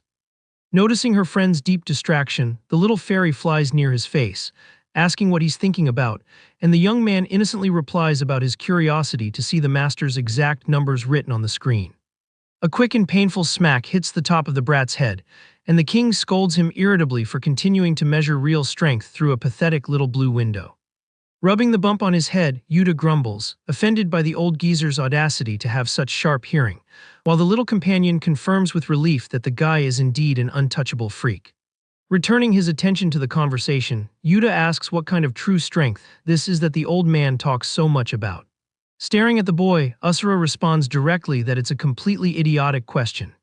At that, the king looks at his own hand, reflecting on the true meaning of being strong. He clenches his fist, emanating a powerful aura, and states that real strength is the result of a lot of sweat and blood. Maintaining his imposing posture, the warrior explains that this is the price paid during intense training to obtain any result. Using a practical example, the master proposes a situation where he throws 1,000 punches a day to get stronger, while another person throws 1,001. Taking a firm step forward, he questions if that would make him weaker than the other individual, immediately answering that of course it wouldn't. With a swift movement, the fighter throws a punch into the air, guaranteeing that the most important thing isn't the number 1,000, but the desperation behind each punch to achieve power. In other words, he details that it's about giving your all to achieve your own desire. Firing another furious attack, the older man decrees that the reward earned through this painful process is true strength. The colossal energy of the blow explodes around the king, tearing the air with absurd pressure. The brutal impact carves a gigantic trench in the forest floor, sweeping away everything in its path with just the force of the wind.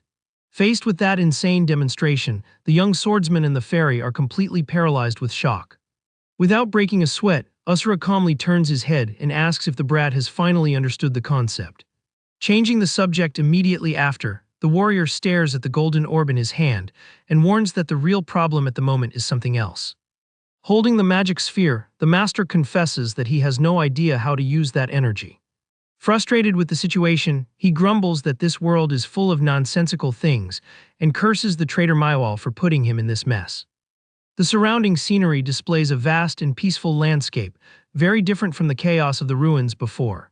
Observing the area, Yuta questions if his ally also doesn't know this place, remembering that his attributes were destroyed before he even finished climbing the tower. With a distant look, the ex-hero laments that he thought everything would finally be over once he reached the top. Without paying much attention to the kid's drama, the old man agrees dryly. But he soon turns his head to the side, commenting that maybe a certain someone hiding knows the answers. The sudden remark leaves the boy completely confused, not understanding what he's talking about. Focused on the hidden presence, the king of Shura notices that the intruder is also eyeing the energy orb. Maintaining his composure, the warrior loudly demands that the spy come out of hiding. Obeying the call, a heavy boot steps firmly on the dirt ground, revealing someone's approach.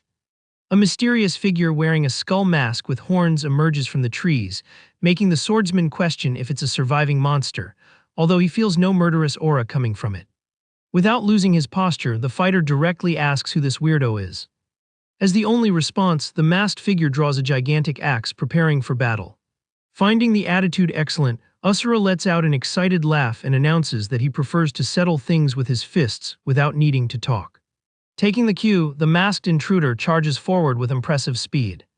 The enemy delivers a heavy blow with the weapon, cutting through the air toward the target. With quick reflexes, Asura leans his body back, dodging the blade by a hair's breadth. The axe hits the ground with violent force, kicking up dust and rocks everywhere as the target escapes unscathed. Regaining her posture for a new attack, the mysterious figure prepares another assault, while the master evaluates the combat style focused on heavy weapons. Spinning her body, the masked one launches a wide attack, sweeping the scenery. A massive shockwave called Earth Splitter explodes, completely tearing up the surrounding ground. Amidst the kicked-up dust, a few drops of blood fall onto the shattered stones. Surprisingly, the king contained the gigantic attack by grabbing the axe handle with just one hand, suffering only a grazing scratch on his face. With a confident smile, the warrior praises the adversary's combat posture, considering her stance quite decent. The horned figure stands static, feeling the crushing pressure of the old man blocking her best technique. Squeezing his fingers with brute force around the wood, the fighter warns that there's a small problem with that. Without any difficulty, the MC crushes the enemy's weapon to pieces just by squeezing his hand. Taking advantage of the huge opening, he lunges forward in a lightning-fast leap, and decrees that this level isn't even close to being enough to defeat him. The master's devastating punch hits the intruder's face head-on, shattering the bone mask instantly. With the brutal impact, the opponent is thrown backward and sinks into the ground, kicking up a curtain of debris.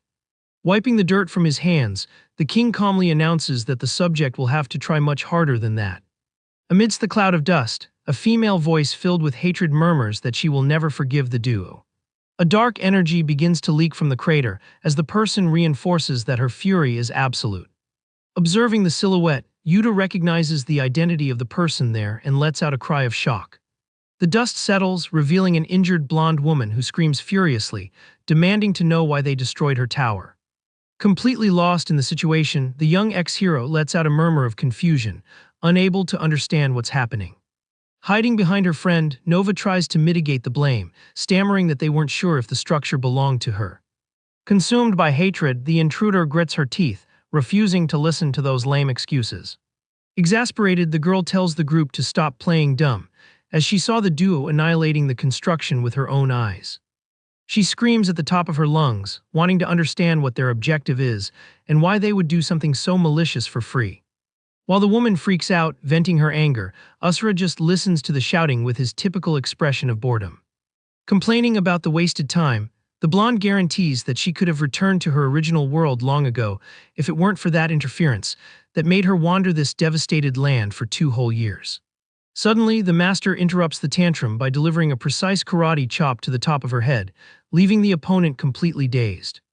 Lying face down on the ground, whimpering in pain, the intruder hears the warrior mock her for talking too much for someone who just lost a fight.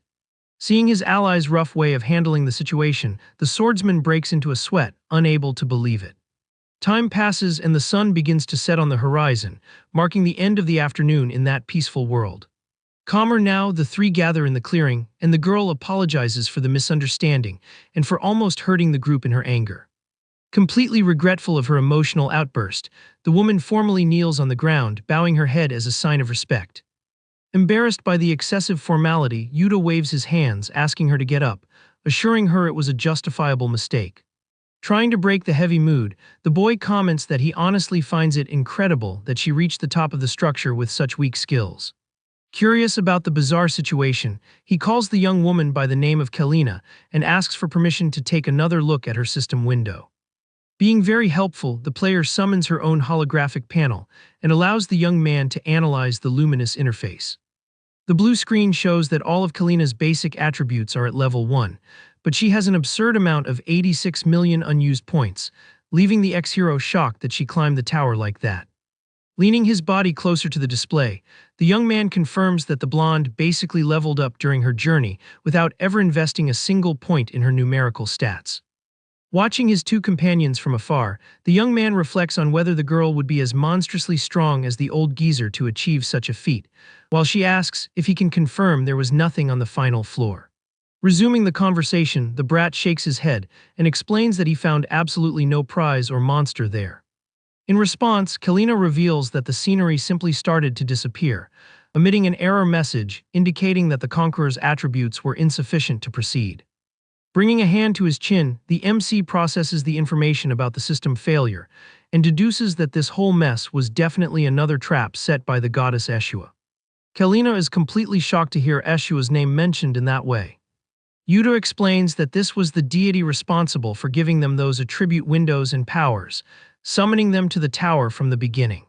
Understanding the scale of the problem, the girl deduces that she was also brought here by this same woman, while the swordsman confirms they are hunting the goddess precisely to find a way back to their original world. Observing the old warrior sitting on the ground concentrating an intense energy, the blonde asks curiously what the heck he's doing now. Completely lost, the ex-hero admits that's an excellent question. The master of martial arts continues to meditate with his eyes closed as the energy from the mystical orb envelops his entire body in a powerful glow. The golden artifact floats in the air, pulsating with strong and vibrant magic. Suddenly, a colossal pillar of light explodes from Asura's body, violently tearing through the heavens. The shockwave is so absurd that the boy has to shield himself with his arms, terrified, wondering what's happening this time. In the depths of his consciousness, the magic seal that bound his true internal power begins to react to the external energy.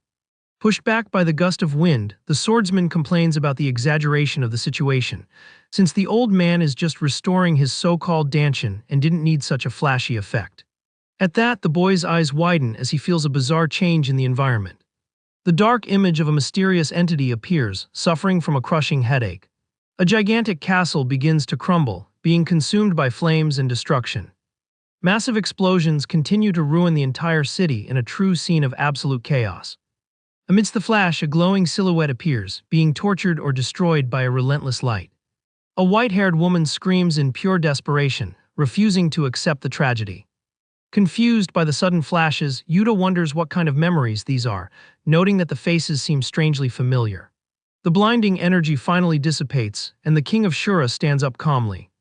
Staring at his own hand, he confirms that his internal power has finally started to flow a little again, but admits the amount is still far from enough. The warrior concludes that he'll need much more of this same energy if he wants to break the cursed seal completely.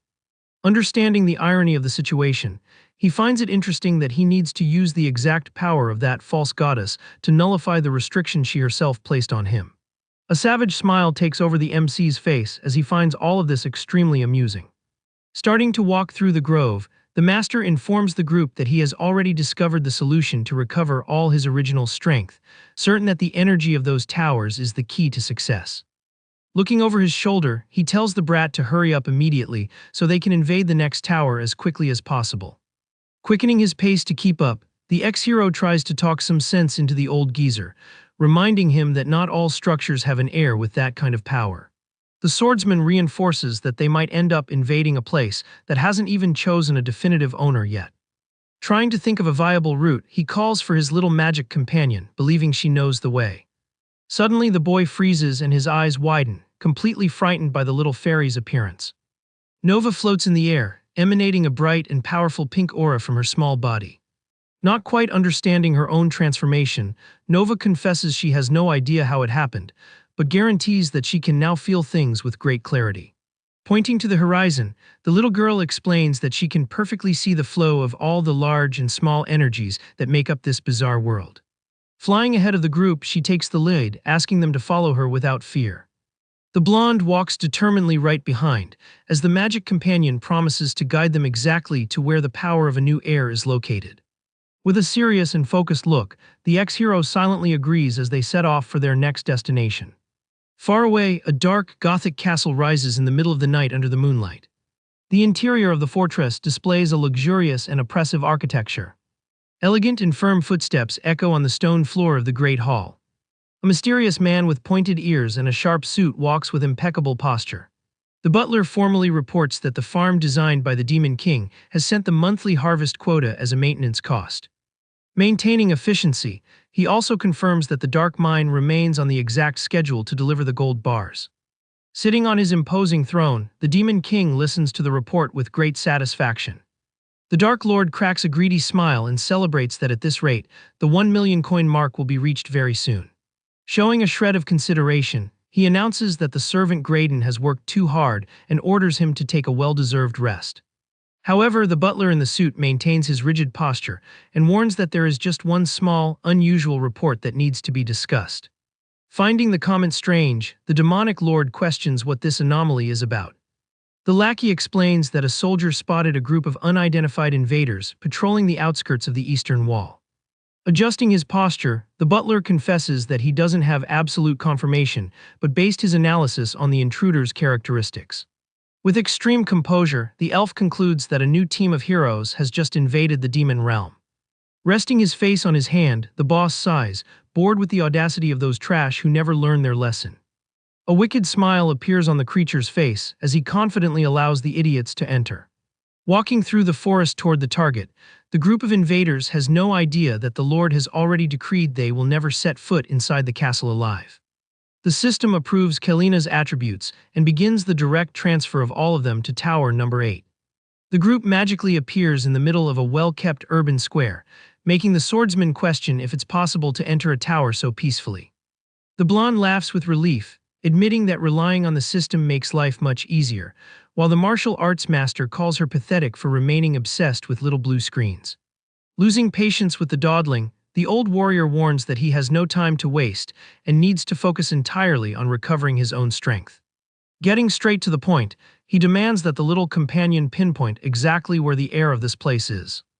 Without hesitation, a hand stretches out, pointing in the direction of the sought-after energy.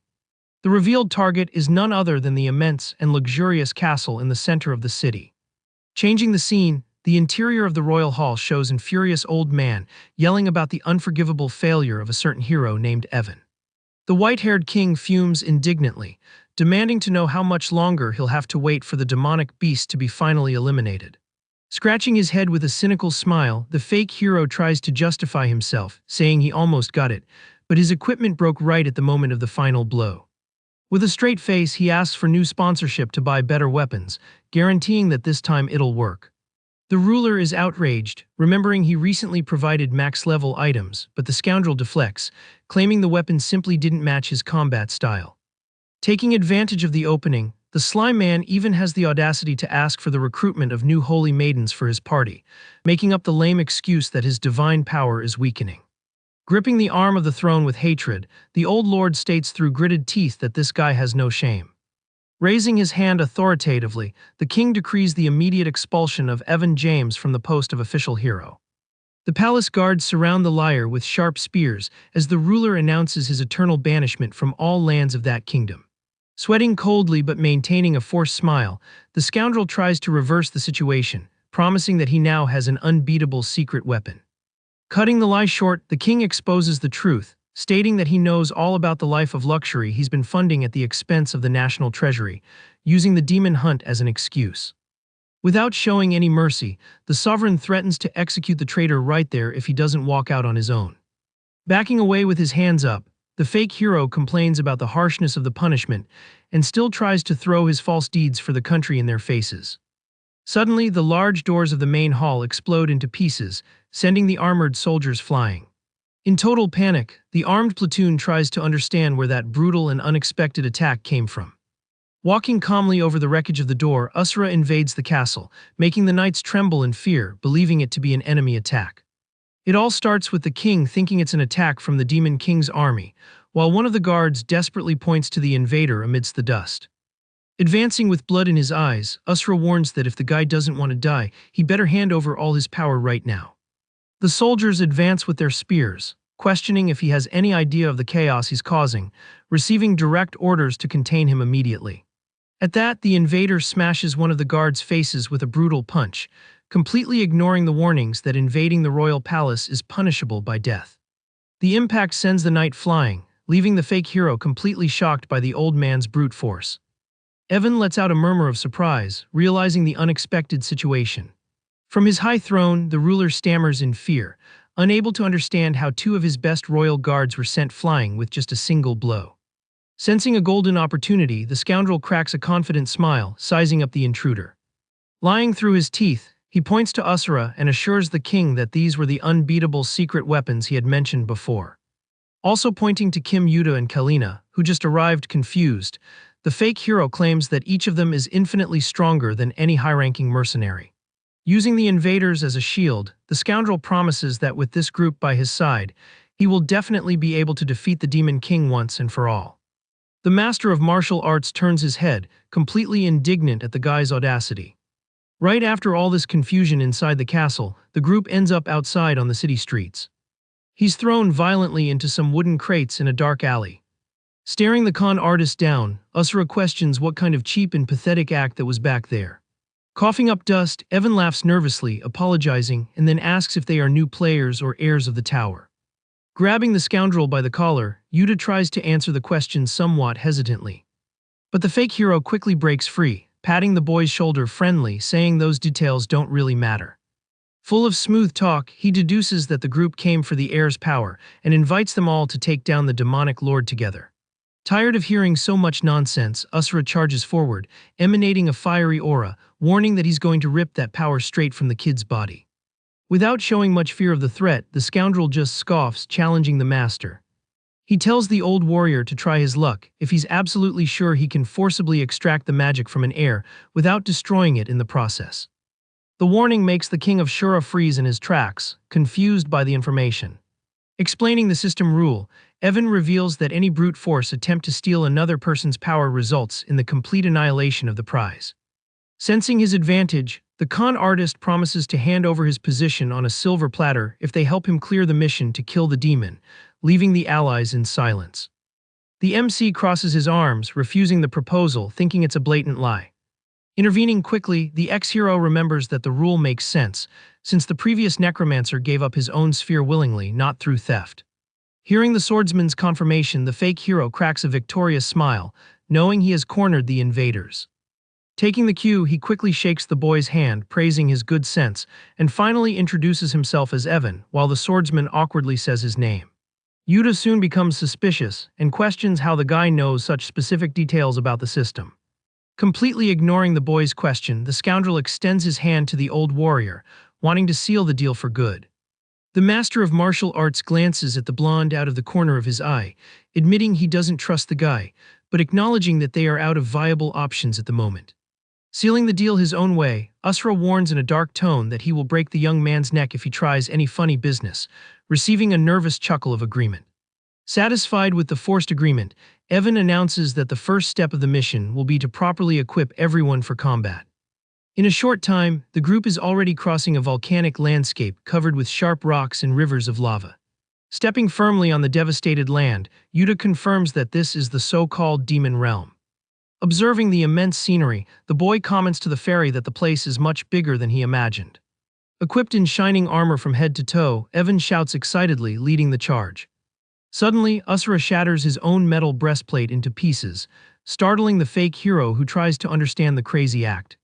Tossing the pieces of iron on the ground, the king of Shura states that this kind of heavy junk only gets in the way of his movements.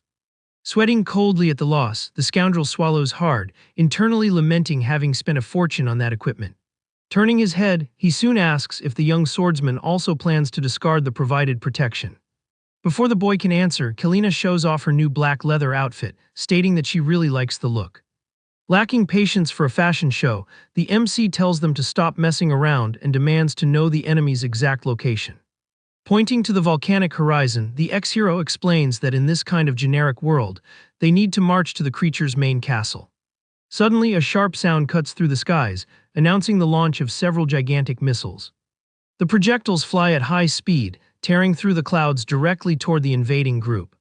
The band stops their march, staring at the surprise attack, with the swordsman questioning in complete shock if those things are modern weapons.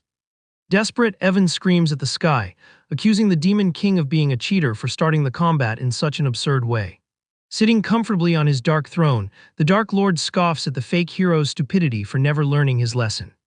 Controlling the weaponry through a technological tablet, the demon promises to end the adversary's existence using his newest masterpiece of war. With a maniacal smile and glowing eyes, he activates the maximum defense system of his own cybernetic fortress castle. The continuous barrage of heavy artillery rains down from the sky, promising to wipe the scoundrel's existence from the face of the earth. Cornered on the volcanic ground, the shock paralyses the smaller members of the band in the face of the imminent bombardment. Evan's panic reaches its limit as he continues to scream that this level of initial attack is completely unfair. In a survival reflex, the con artist summons a gigantic magic shield around all of them using the power of his system. The missiles collide violently with the purple barrier, generating a cataclysmic explosion that illuminates the entire volcanic region. Holding the defense with difficulty, the scoundrel asks breathlessly if everyone managed to survive that initial impact. Relieved not to have been turned to ash, Yuta stammers, impressed that the coward managed to defend against that heavy artillery alone. Despite finding the guy annoying, the ex-hero finally acknowledges that the power of a tower heir is no joke. Clicking his tongue in frustration, Evan realizes that the Demon King Belzar has decided to go all out from the very first seconds of the confrontation. Taking on the role of leader, he gets the entire group's attention to explain the gravity of the situation they're in. The fake hero warns that every piece of land and stone in this kingdom is actually a meticulously designed trap by the enemy. Pointing to the hostile scenery, he guarantees that any element of nature around them can turn into a lethal weapon in the blink of an eye. To prove his point, a mechanical machine gun emerges from inside a rock, confirming that a single second of distraction will be fatal. Dozens of hidden weapons open fire simultaneously on the squad, forcing everyone to run desperately through the rubble. Watching the invaders' desperation on the screens, Belzar scoffs at his arch-nemesis's courage for dragging more innocent victims to their deaths. With a maniacal smile, the entity rhetorically questions if they really thought they'd have a peaceful stroll to the castle door. Seized by the adrenaline of the escape, the scoundrel screams the Dark Lord's name with hatred. Stopping in the middle of the firing range, he challenges the creature to stop hiding behind walls and fight face-to-face like a true leader. The demon retorts the provocation, guaranteeing that no matter how much the squad fights, they will never be able to overcome his technological defenses. Finding the rebellion incredibly comical, the Lord accepts the challenge posed by the con artist with a sinister laugh. Promising to crush their hope, the entity raises its hand and suddenly summons a blue holographic panel. Seeing that magic through the fortress's giant monitors, the swordsman's eyes widen in complete shock as he recognizes the attribute window. The revelation hits the group like a lightning bolt, making Yuta realize in a panic that the final boss of this tower is actually another player from Eshua's system. Straight from his control room, Belzar displays all his arrogance, telling the heroes to enjoy the technological show. The Dark Lord reveals he has created a brand new dungeon designed exclusively for them, sending the entire invading group straight there through a forced teleportation. Luminous system warnings confirm the download of map data and the immediate transfer of all targets to the new torture location. The scenery changes drastically around them, revealing the dark stone corridors of the newly created enemy dungeon. Falling face first on the ground during the transition, Evan lets out a desperate scream, wondering why the place is so infested with deadly traps right at the entrance. The fake hero complains indignantly that the danger was activated by surprise, just because he lightly touched a random brick on the dark wall. Kalina, meanwhile, dodges a gigantic axe crossing the corridor and states that hiding such an absurd number of dirty tricks in the ceiling is a complete exaggeration by the demon. Unable to rest for a second, she has to quickly jump back to avoid being crushed by an avalanche of heavy stones falling from above. Landing safely on the stone floor with her axe in hand, the warrior brushes the dust off her body while hearing her ally's voice approaching amidst the chaos. Young Kim Yuta calls out to his companion with an evident tone of concern to confirm if she managed to emerge unscathed from all the surprise attacks. Noticing that the corridor has suddenly become completely empty, the swordsman wonders where the other group members have gone and what kind of insane place this is anyway. Analyzing the rustic walls and mechanisms, the young man concludes with conviction that they have landed exactly inside the structure the Demon King bragged about building.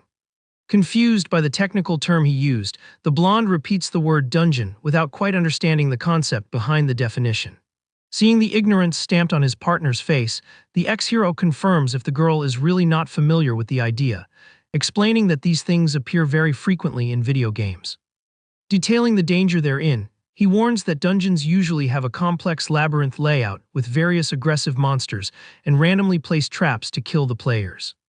Observing the place frustratedly, the swordsman confirms that the labyrinth theory is spot on, since no matter which corridor they choose to follow, the two of them always end up returning to the same statue at the starting point. Tired of this infinite repetition of useless paths, Kalina questions how they are going to escape this prison if they keep walking in circles in the dark. Pondering the options, the boy suggests that the group's immediate priority should be to find the master of martial arts and the runaway fake hero first. Having total confidence in his allies' irrational strength, Yuta guarantees that the old warrior is definitely the only one capable of destroying that annoying magic mechanic through brute force. As if a synchronized warning with the boy's thought, the king of Shura shatters a thick stone wall with a single devastating punch in another distant part of the labyrinth. The long-haired fighter walks calmly through the smoke of destruction while his cowardly companion follows right behind, grumbling about the explosion. Annoyed with the master's tactic, Evan yells, demanding the old geezer stop smashing the entire scenery, as all this mess only makes the search for a safe exit much more difficult. Casting a lethal glance over his shoulder, Asura threatens the chatty brat and strictly forbids him from trying to give him orders while they travel together.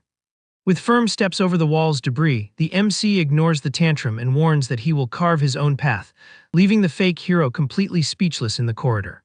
Giving up on arguing with an irrational monster, the con artist throws himself on the ground next to Nova, grumpily muttering that the old geezer can keep breaking everything he wants because the system will always teleport him back to the same place. Holding a small tracking compass in his hands, the scoundrel acknowledges that the damned Belzar really did plan everything down to the smallest detail to trap them in there this time. Staring at the stuck needle of his magic item, he laments the fact that the advanced device can't trace any safe route in this hostile environment. In a drawn-out sigh of defeat, Evan sits on the stones, wondering if the invasion mission has already failed right here, admitting the sadness of not even being able to get close to the Lord's main castle. Fearing he won't be able to get his life of luxury back, the subject cries internally, realizing that if things continue like this, he will never return to the comfort of the kingdom. But all this depressing act is interrupted when the little fairy notices an absurd inconsistency in the young man's story, and asks why he hid the truth from the group. Bluntly and without mincing words, the little girl confronts the human, demanding to know about the confirmed existence of a second owner sharing the power of that tower with him. Desperately trying to play dumb, the con artist averts his face, sweating nervously and lies through his teeth, claiming he has no idea what she's making up. The fairy gets irritated with the lame lie and points her finger in his face, telling him to stop acting, as it's become very obvious that Lord Belzar is also a player in the same sick system.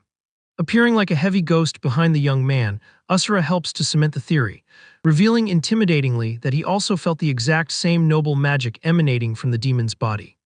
Consumed by the old man's murderous aura chilling his neck, the fake hero tries to maintain a pathetic control, forcing a nervous laugh and calling the fairy a funny little girl. Seeing that his mask has completely fallen, the liar admits the existence of two heirs in the structure, recalling that another player was present on the top floor with him on the day of the great reward.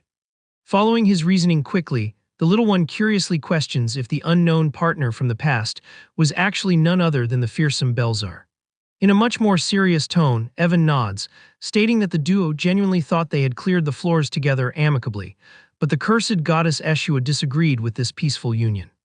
The ultimate prize was then sadistically manipulated by the deity, splitting the conqueror's essence into a fragmented magic in two identical parts.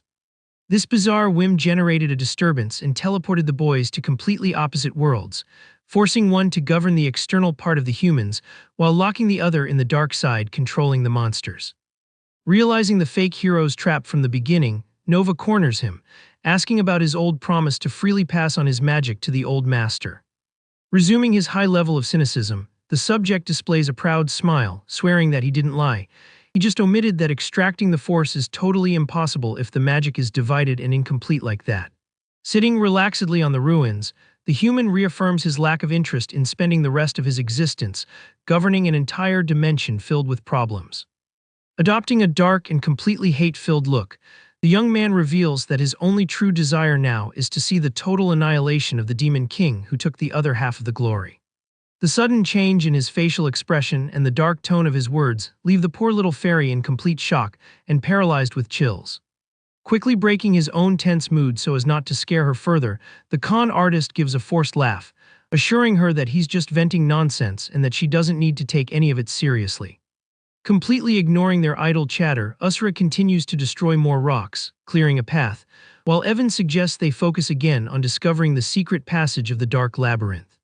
However, the fighter's stubbornness exhausts the human's patience, who yells, reminding him again that useless excess force will only teleport them back to the starting line.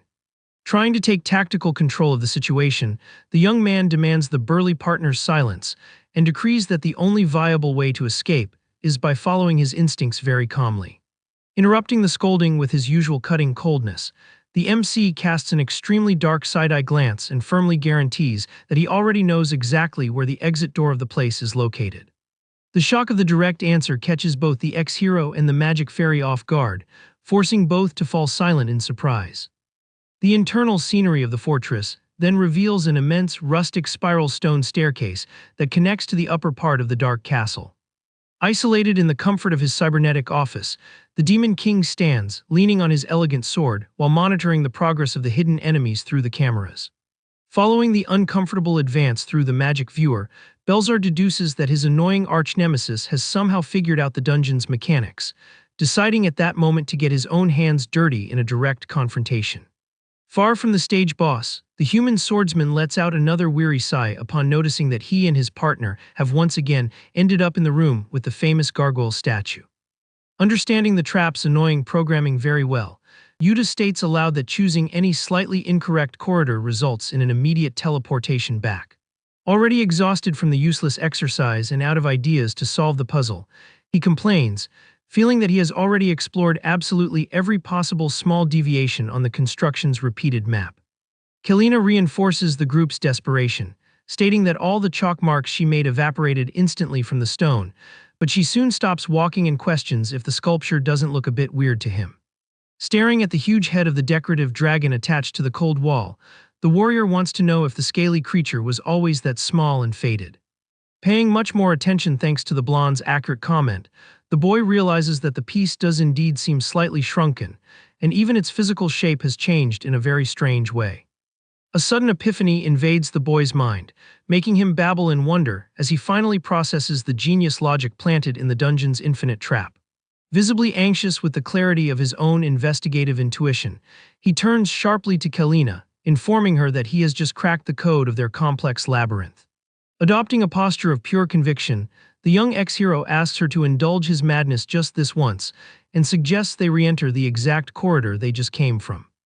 The partner's illogical instruction sounds like total delirium in the warrior's head, forcing the blonde to question the point of walking the path with a proven failure.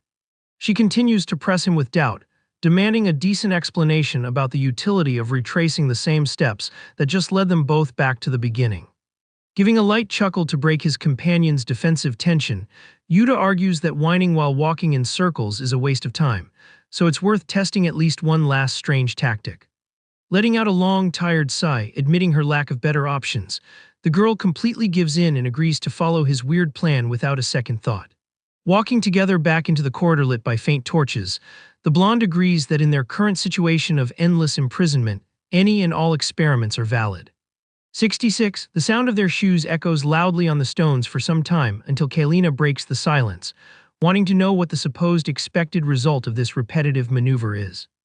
Coming face to face once again with the blessed scaly dragon sculpture at the end of the line, the girl sighs with extreme disappointment, confirming that they've landed in the same pathetic place again. But contrary to her deep frustration, the young man celebrates with a huge, wide smile on his face, declaring that the tactic worked with surgical precision just as he predicted. Pointing excitedly around the restricted area, he explains enthusiastically that the feeling of an infinite loop is a cruel visual fraud, guaranteeing that the group actually advanced a whole floor physically. Guiding his partner's sharp gaze with his hands, Yuta asks her to check the tiny details at the back of the corridor if she wants real proof of their practical success. The brutal shock and the intense gleam of realization hit the woman's tired face the second the subtleties jump out to her own well-trained eyes. Observing with fascination the carved stone right next to the monstrous statue's face, she notes that the old, permanently unlit torch is now burning with a strong, crackling fire, illuminating the next phase. Turning his face back, Yuta states that they will continue to hunt for the place's anomalies until every torch in the corridor is lit. Kalina asks him to properly explain what this anomaly would be. Still confused, the warrior wants to understand exactly what he means by that strange word. Yuta clarifies simply that it's anything different from the labyrinth's normal pattern. He cites as an example a trap appearing out of nowhere or even a part of the structure that changed in a bizarre way. Soon, the young man guarantees that all of this counts as what they need to look for. Detailing the basic rules, the boy says that if there's nothing strange, they move forward, but if they notice any alteration, they must immediately turn back. With that, they just need to repeat this continuous process until all the flames are lit. His companion remains in absolute silence, trying to process all that reasoning. Not quite grasping the logic, the woman questions if the tactic will really get them out of there, and the ex-hero guarantees it will because he's already beaten several games with this exact same mechanic. Quite confident in his own knowledge, the young man just asks that she trust him and follow his steps blindly. Another torch lights up on the dark wall, confirming the group's correct advancement. During their walk through the cold construction, the duo finally comes across an immense, wide-open passage at the end of the path. The swordsman celebrates very excitedly, stating that the way is finally open. Surprised by the positive result, the fighter asks how he managed to decipher such a puzzle so quickly, leading the boy to boast that this kind of challenge is very easy. 88. Yuta comments that he's the type of addicted person who only rests and feels satisfied after completing all the missions in new games. The ex-hero reveals that he already suspected the type of trick in the place from the exact moment he noticed the statue shrinking on the wall. After the explanation, Kalina gives a slight smile of relief and sincerely thanks him for saving both their hides. Facing an immense descent in the shape of a dark well, the boy suggests they go down quickly to look for the others. The two observe the vastness of the new floor, prepared to continue their exploration. Analyzing the silent architecture of the dungeon, the young man wonders which part of the castle their partners ended up in. The immense and frightening place completely hides the whereabouts of the fake hero and the old master. But suddenly Lord Belzar appears in a lethal surprise attack, aiming directly at the young ex-hero's back. In an absurd reflex, Kalina jumps in front, blocking the attack with her axe and telling her ally to be very careful. The fierce impact between the two weapons spreads a shower of intense sparks through the dark corridor. Cynically forcing the clash of blades, Belzar acknowledges that the hero's companions have come a long way in their invasion. The Demon King praises the small group's ability for intelligently deciphering a labyrinth he personally designed. In the first opening of the hand-to-hand combat, Yuta charges, cutting the air with his sword, and swears he won't retreat as long as he's breathing. With a quick and extremely fluid movement, the Dark Lord pushes both invaders away without showing the slightest bit of effort. Dominated by a threatening red aura, the villain decrees with total coldness that they will never be able to reach the fortress's main hall. Pushed back by the strong blow, the young man coughs, frightened by the absurd speed the enemy demonstrated in his defense. The ex-hero tensely realizes that he can't keep up with the adversary's swift movements at all. Without giving the villain time to rest, Kalina attacks from above, dropping with her full weight toward him. The Dark Lord just slides across the floor, dodging the heavy blow as if he were an imperceptible shadow. Betting on his monstrous agility, the demon begins to move at an insane speed, surrounded by cutting energy. The warrior tries to defend herself, blocking a frantic sequence of invisible slashes that shatter the floor around her. With the axe handle firm in her hands, the woman stands her ground, focused on the threat's rapid movement. At that, the villain charges again, delivering another brutal blow that tears through the air against the defender. Kalina gets a huge scare when the enemy appears practically glued to her face in the blink of an eye. The blonde is in a state of shock, trying to understand at what point in the fight he managed to get so close without being noticed. Without hesitating for a second, Belzar fires a merciless and direct frontal attack. A true storm of fast and lethal blows is launched at the warrior's position, kicking up dust and a lot of destruction. Enduring the attack's absurd pressure, she grumbles, quite annoyed, upon realizing that the blows are coming from absolutely every possible direction. Aware of the tremendous disadvantage in brute force, the fighter decides there is only one viable way to take down the monster. With calm steps through the wreckage, Belzar praises her physical strength, guaranteeing it's not bad but warns that her blows are still too slow for his level. With a look of pure superiority, the Demon King states that she will never be able to defeat him using such a heavy and clumsy combat weapon. However, the Lord's arrogant and relaxed expression quickly changes to deep shock at her unusual reaction. With a very confident smile of someone who has turned the tables, Kalina scoffs at his statement, asking if her attacks are really that slow in practice. The system is triggered in an instant, and the warrior pulls out a colossal Gatling gun, challenging the villain to try and dodge the shots. From the rear guard, Yuta's jaw drops as he notices his partner's weapon changed out of nowhere in front of him. He soon connects the dots and understands that the fighter used her own magic inventory window to perform the lightning-fast swap. Although he finds the tactic wonderful, the boy is aware that it won't be such a simple task to eliminate a powerful boss that way. Without wasting any more time on the offensive, Kalina pulls the trigger without mercy, activating the equipment's heavy fire rotation. The Demon King is forced to retreat, jumping back desperately, trying to escape the rain of bullets sweeping the scenery. Amidst all the noisy chaos of the shootout, the girl's hand appears, holding a small, rectangular technological object. The warrior throws the flying device toward the Lord while continuing to maintain the pressure of her shots without stopping. With a flawless reflex of pure instinct, Belzar perfectly cuts the strange item in half using the edge of his blade. The capsule's rupture instantly releases a very dense smokescreen that quickly floods the surrounding space. Caught off guard by the clever maneuver, the Lord realizes with frustration that he has just sliced a smoke bomb designed to blind him. The Demon King understands at that same moment that this whole dirty tactic was used purposefully to completely block his sharp vision. Through the smoke bank acting as camouflage, Kalina is already silently pulling out a new weapon with a very sharp curved blade. She emerges from the middle of the cloud, cutting through the air in a violent vertical attack, forcing the villain to defend on pure muscle reflex. Without letting the offensive rhythm drop for a second, the fighter opens her inventory in midair, pulling out a gleaming combat staff. Swiftly wielding the new magic tool, she lands a brutal blow, driving the equipment straight into the Dark Lord's frontal guard. The tip of the staff begins to accumulate an extremely dense sphere of electrical energy, putting the demon on maximum alert.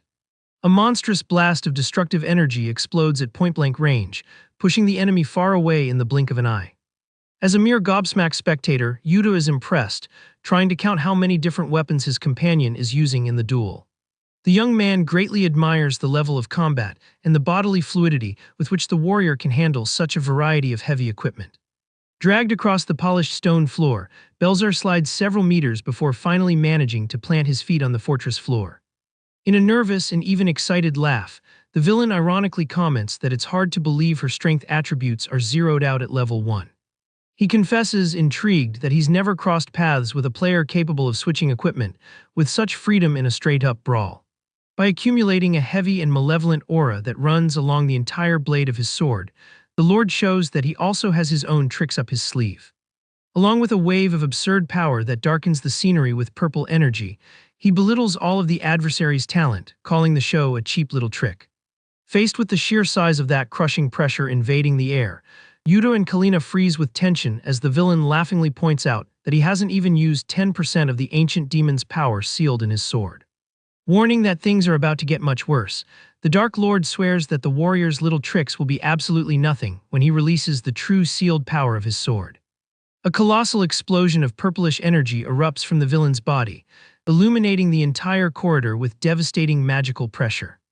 However, before he can make any move, Asura crashes down from the ceiling at an absurd speed, catching the demon completely off guard. Without the slightest ceremony, the god of war smashes the Lord against the stone floor in a violent impact that kicks up an immense curtain of smoke and debris. Confused about what he just stepped on, the old warrior just lets out a grunt, not quite understanding the situation. At that, the two allies stare at the knocked-out body of the Demon King stretched out on the floor, completely defeated. Still trying to process the bizarre scene, the newcomer wonders who the heck that guy crushed on the stones is. Yuta is speechless, looking at the huge hole in the ceiling where his giant ally just fell through. The ex-hero questions in shock if the big guy really broke the entire upper floor just to get to their level. Impressed by the lack of subtlety, the boy comments that using pure brute force to escape a magical labyrinth is something surreal. With a very relaxed air, Evan confesses with a laugh that he also doubted it at first when he saw the crazy strategy. The knight explains that the old man started punching all the dungeon walls without stopping until he found a clear path, proving to be incredibly capable of advancing on his own. Completely impatient with all the chatter, the god of war tells the group to shut up and focus on what really matters. Pointing to the guy passed out on the floor, the giant demands to know what that creature is and what its relationship is to the final boss they're hunting. Analyzing the body carefully, Evan reveals that it's actually Graydon, Belzar's butler and number 2 in the demonic kingdom's hierarchy. He recalls that every time they tried to invade that place in the past, the butler appeared as the boss of the personal dungeon designed by the Lord himself. The knight explains that the villain was famous for blocking access to the main castle with insane attack patterns that rendered any normal strategy useless. But by an absurd stroke of luck, the threat was taken out by the old warrior well before he could activate his dangerous second combat phase. In a very amusing way, Evan praises the ex-hero's skill for having survived so long against an enemy of that caliber. Extremely modest about the situation, Yuta refuses the credit, guaranteeing that he just watched from afar while Kalina did all the heavy lifting. Assessing the calm scenery, the young man concludes excitedly that the boss's defeat means the dungeon has been completely finished. Soon, he logically deduces that an exit must have appeared somewhere nearby to allow the group to advance. Immediately, the blonde warrior calls her partner's attention, asking if what he's looking for is what just appeared in front of them.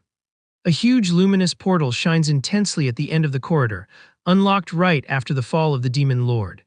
Confirming the suspicion with great enthusiasm, the boy agrees that this is the right way and calls for everyone to cross the portal. Wanting to take advantage of the team's good momentum, he suggests they invade the next area with everything they've got and march straight for the main villain. However, Asura approaches the knight, angrily asking how much longer he'll have to put up with this boring routine of walking through empty corridors. The god of war demands to know the exact moment he will finally come face to face with the damned demon king to settle things with his fists. Letting out a friendly chuckle, the armored young man asks the giant to hang in there just a little longer because their destination is right there. He assures with total confidence that as soon as they clear this next stage, the encounter with the real boss will be guaranteed. Motivating the group for the final stretch, the knight encourages everyone to push the pace of their march a little more. Very curious about his companion's precise information, Yuta questions how he is so sure that the Dark Lord will be waiting in the next phase. The young man finds the question too obvious and answers, laughing that in games, there's always a transition space right after defeating an intermediate boss. Boasting about his own knowledge, he jokes that he may not look it, but he's an experienced gamer who has perfectly mastered the basic mechanics. With the plan established in a relaxed manner, the ally asks if the group is ready to continue their journey. Pondering the previous traps, the ex-hero announces that he's going to scout the area one more time to make sure no hidden mechanics were left behind, asking them to go on ahead. Adopting a suddenly serious expression, the knight just silently agrees with his colleague's decision. Evan and the rest of the team begin to cross the luminous portal toward the new floor of the castle. As he disappears into the magic light, he warns the boy to hurry up and catch up with them before the situation gets too dangerous. Displaying a sinister smile on his face, the ally mutters to himself that it's time to finish the rest of the job. Standing before the wreckage of the battle, he stares intently at the knocked-out body of the Demon King stretched out on the destroyed floor. At that, the warrior extends his hand, firing a purple magic sphere that begins to distort the space around the defeated villain. Suddenly, the Dark Lord is sucked in by a dark aura and violently transferred into a storage from another dimension. The creature's physical body simply dissolves into the air, being completely absorbed by the young man's unknown system. An immense ascending flash marks the end of the mysterious collection, leaving only dust and the empty corridor behind. Celebrating the success of his sneaky action, Evan displays a wicked smile upon confirming that he has already accumulated 70 of those entities in his personal inventory. An infinite row of dark statues decorates the monumental walls of a gigantic hall, indicating the entrance to the new area. Completely sure of his own trick, the young man scoffs at the captured lord's power, recommending that he try a little harder next time.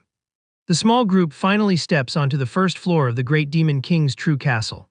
Shocked by the sudden advancement of the journey, Yuta questions if they are already walking through the internal dependencies of the enemy fortress.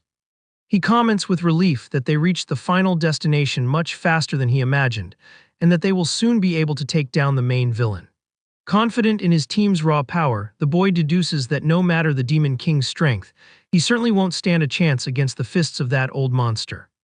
Beside them, Asura walks in silence, exuding a threatening presence, prepared to crush anyone who crosses his path. Agreeing that the old man is incredibly strong, the knight advises his partner not to let his guard down at any point during the journey. Then he reveals that although the place looks like a common palace, it's actually a massive dungeon personally designed by Belzar himself. The ex-hero tries to process the absurd information that this entire colossal environment functions as a single deadly labyrinth. Evaluating the silent architecture, he ponders that if this theory is true, it's very strange not to have crossed paths with a single monster so far. A bluish light begins to distort the air at the end of the hall, forming what appears to be a magical projection or a new enemy. Frightened by the sudden glow cutting through the corridor's shadows, the young man freezes in his tracks, trying to decipher what just appeared there. Drawing his sword on pure instinct, he shouts in alarm, demanding to know what kind of holographic abomination is blocking the passage. Observing the humanoid figure floating in the air, the MC wonders if it's a creature summoned directly by the Demon King, but soon dismisses the idea upon noticing something familiar. An imposing voice echoes through the hall, declaring that the projection is not a common monster, but rather fictitious data created by the system. The holographic entity of the Supreme Lord scoffs at the invaders, asking if his loyal servant Graydon really wasn't enough to stop them. Getting the small group's attention, the villain guarantees that things won't be so easy this time, as he had time to collect all the team's tactical information to create a true work of art. Yuta freezes in terror upon seeing the ghostly form perfectly molding into a muscular body, using only the most lethal brute force data found in their history. The cybernetic copy stabilizes its form, revealing the unmistakable features of the god of war dressed only in combat pants. In a total panic, the boy's face turns pale as he stares at the magical abomination that copied the one person they couldn't possibly face. A dense and oppressive silence takes over the long red carpet as the real Asura slowly approaches his bluish copy. Annoyed, the original giant questions what the heck that cheap light is trying to be by materializing so pathetically. He asks in a tone filled with fury why such a cheap, low-quality imitation has the audacity to use his own face in a direct challenge. Not understanding the extent of the Demon Lord's powers, the boy freaks out, trying to process the existence of two old, completely out-of-control monsters in the same room. The projection, however, remains motionless and expressionless, displaying an intimidating posture that perfectly replicates the fighter's massive musculature. Heavy footsteps sink into the destroyed floor as the real warrior advances relentlessly toward the inevitable combat. Staring at his own luminous reflection just inches away, the god of war lets out a hoarse laugh, calling the whole situation very amusing and absurd. Planting his open hand directly on the puppet's firm chest, he challenges the cybernetic copy to prove in practice if it can really uphold the title of King of Fists that he carries.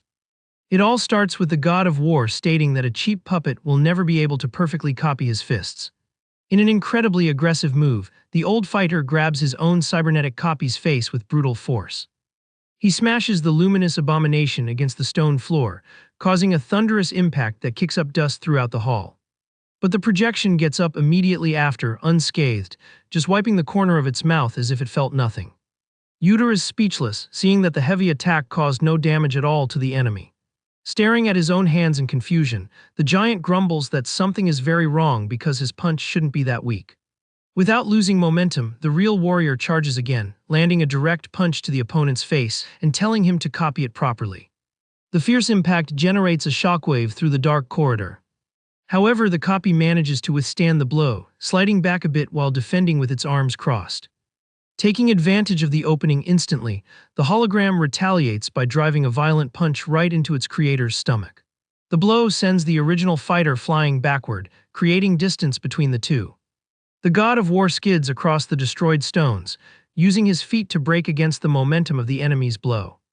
At that, the cybernetic projection shoots toward him, circling the target with absurd speed. A storm of frantic punches is launched at the old warrior, forcing him to defend against a shower of glowing blows. Panicking at the absurd scene, the ex-hero murmurs that this whole thing is total insanity. Yuta questions in shock if the clone is really managing to trade blows on equal footing. The young man continues the sentence, asking how it's possible for someone to go toe-to-toe with the old monster like that. Suddenly, the magic system is activated in the air, and a heavy shotgun appears from the storage of another dimension. A deafening shot echoes through the hall, launching a powerful projectile straight at the target. The cybernetic hologram appears, firmly wielding the firearm right after pulling the trigger. Surprised by the sudden trick, the original fighter retreats as a technological panel floats in front of him. An empty ammunition shell flies through the air, spinning rapidly after the lethal shot. Holding her own weapon from afar, Kalina's eyes widen as she gets a huge scare from the enemy's mechanic. The clone continues to fire non-stop at the god of war, trying to keep the old man at bay with heavy fire. The blonde warrior watches the exchange, perplexed by what is happening. Annoyed by the silly distraction, the giant charges forward, closing the distance, and tells the arrogant kid not to take his eyes off him. With an extremely swift movement, he delivers a powerful spinning attack, cutting the air around the projection. Promptly, the bluish puppet opens its magic inventory, pulling out a colossal glowing warhammer. The hologram swings the heavy weapon with brutality, creating a trail of destructive energy in its path. A violent impact shatters the stone floor as the copy smashes the equipment on the ground, kicking up a lot of debris. Looking back desperately, Yuta calls for the knight, pleading for some help in the chaotic situation. The armored young man just laughs at the destruction, commenting that the abomination's performance is impressive. Maintaining a confident smile with his magic book, he reminds them that the projection copied the strongest data from the entire team. The young man warns that even if the four of them fight together against the blue, hammer-wielding giant, victory is not guaranteed at all. Annoyed by the threats echoing through the environment, the knight clicks his tongue, complaining that the damned demon king talks too much. He confesses with a very serious expression that he didn't expect to see the villain managing to copy even the group's exclusive abilities. From high up in the dark hall, the Lord's ghostly voice resonates, guaranteeing that he was just waiting for them to show up. Staring at the thick smoke on the battlefront, the young man shouts to his old partner, asking him to hang in there and not die now. The knight decrees that if the cybernetic entity's words are true, they will only have a chance to win if they attack as a team. Amidst the wreckage, the god of war cracks a sadistic and sinister smile, finding the whole situation interesting. The old fighter bursts out laughing, mocking the audacity of a weakling thinking it can imitate his legendary martial arts. Walking slowly, surrounded by a crushing aura, he admits that the imitation trick is very amusing, even without understanding how it works. With a violent stomp that cracks the stone floor beneath his feet, the old monster decides to raise the level of the game. He assumes a perfect combat stance and announces the name of his famous personal fighting style to the holographic adversary. Maintaining a gaze of pure murderous instinct, the giant challenges the puppet to try and copy this next technique as well. With a new heavy stomp marking the rhythm of the fight, the original fighter prepares his next deadly move. In the blink of an eye, the old man delivers a devastating punch that tears through the distance between them in an overwhelming impact. A massive shockwave travels through the hall, breaking everything in its path toward the bluish puppet. Noticing the fatal approach of the blow, the cybernetic clone's eyes widen as it goes on alert. Quickly, the projection accesses the magic storage window and pulls out a gleaming blade. The hologram wields the holy sword, which emanates an intense golden flash, illuminating the entire corridor. Yuta freezes with his mouth open, shocked by the equipment that just appeared in the enemy's hand. Drawing his own blade on pure instinct, the young man screams desperately, warning that the luminous ability belongs to him.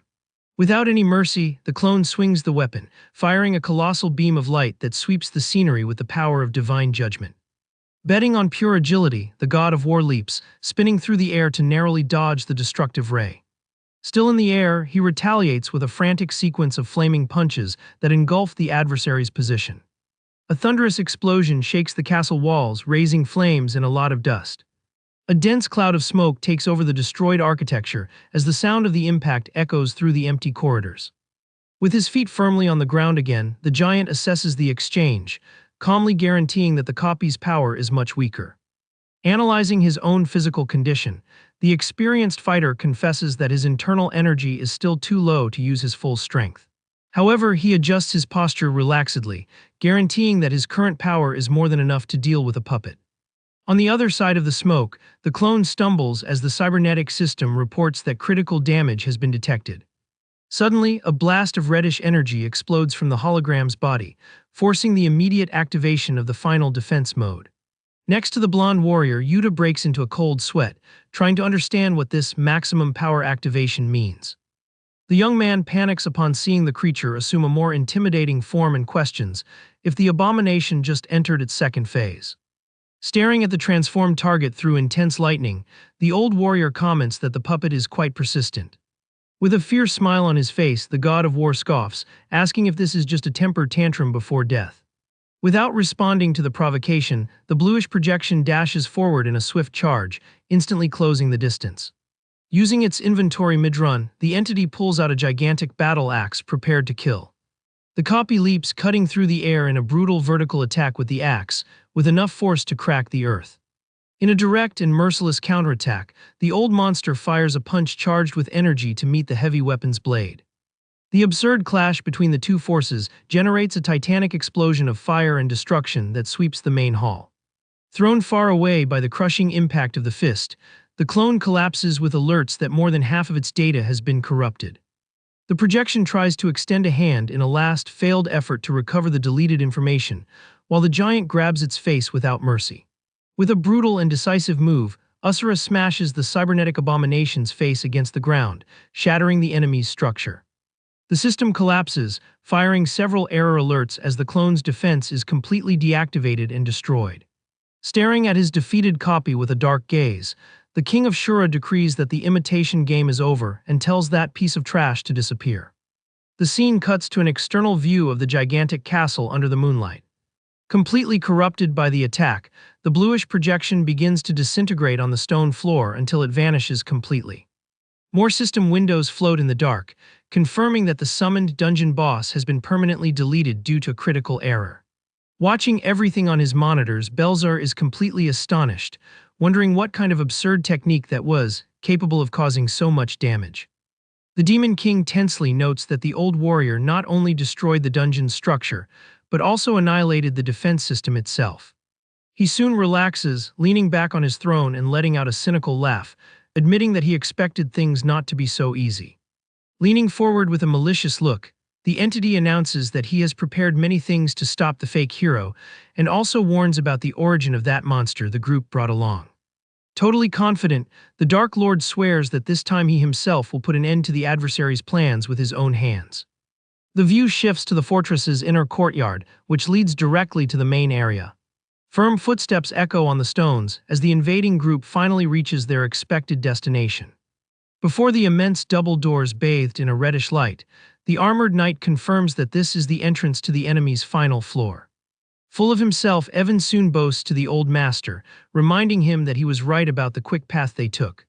However, the knight gives an awkward laugh, admitting they only arrived so quickly because the fighter annihilated all the monsters in their way with a single blow. The fake hero confesses that without his partner's brute force, reaching that room would have been an incredibly difficult task. With renewed confidence, the young man takes a step forward toward the main door, calling for everyone to enter at once. Posing like a true leader in front of the team, he encourages everyone to work together to finally take down the demon lord. Suddenly, the con artist freezes in his tracks in the middle of the corridor and looks back, feeling that something is missing. Sweating with worry, he turns his head and questions where the heck the martial arts giant suddenly disappeared to. Staring at the huge door, the human despairs, asking the young swordsman if the old monster simply abandoned the group to look for the boss elsewhere. The defense system is activated at that same moment, announcing the presence of intruders and initiating the extermination protocol in the castle. Immediately, a lethal green smoke begins to be released from every corner of the floor, cornering the invading team. Yuta starts coughing violently, covering his mouth, and realizes with fright that they are breathing a toxic gas. Indignant at the cowardly tactic, the ex-hero complains that the villain had the nerve to resort to poison in a direct confrontation. From his hiding place, Belzar adjusts a gas mask on his face, amused by the desperate expression of his enemies. With the protection securely on his face, the Demon King darkly states that from the moment they breathed that special formula, they were already practically dead. A containment tank displays the green energy being pumped as the castle's alert confirms the continuous leak. The swordsman continues to suffer from the toxin, covering his face, unable to believe the enemy resorted to something so dirty right off the bat. Kalina and the fake hero also feel the heavy effects of the attack and struggle to breathe in the dense smoke. Heavy footsteps approach down the corridor as the Lord confirms with satisfaction that the trap is working perfectly. Mocking the situation through his mask, the villain tells the invaders to feel the true power of his newest toxic creation. The demon manipulates a blue holographic screen, further increasing the poison's pressure in the environment. Walking confidently into the poisonous cloud, he reaffirms that everyone's fate there was sealed from the beginning. The system windows flash red, warning that the toxic gas concentration has reached critical levels in the area. The knight panics and yells for everyone to hold their breath immediately, as inhaling it will be the end of the line. Taking advantage of his own cunning, the human pulls out a vial with a glowing purple potion, prepared to heal his allies. Suddenly the god of war appears, tearing through the scenery at high speed, taking everyone by surprise. The giant cuts through the deadly smoke in a brutal charge and attacks the Dark Lord, dissipating the surrounding poison with the air displacement. Belzar retreats in fear, cursing the opponent as a monster for being able to move so well even after inhaling that contaminated air. Staring at the old man without any sign of weakness, the villain tries to understand if the adversary is just pretending to be fine to intimidate him. But without wasting time, the demon quickly pulls a technological injector from inside his dark coat. In a treacherous move, he drives the device directly into the fighter's left arm, firing a concentrated dose of the toxin.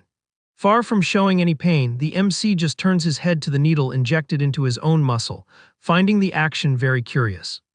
Commanding the situation, the Demon King guarantees that the target won't be able to withstand that heavy dose, as it's much stronger than the poison dispersed in the air.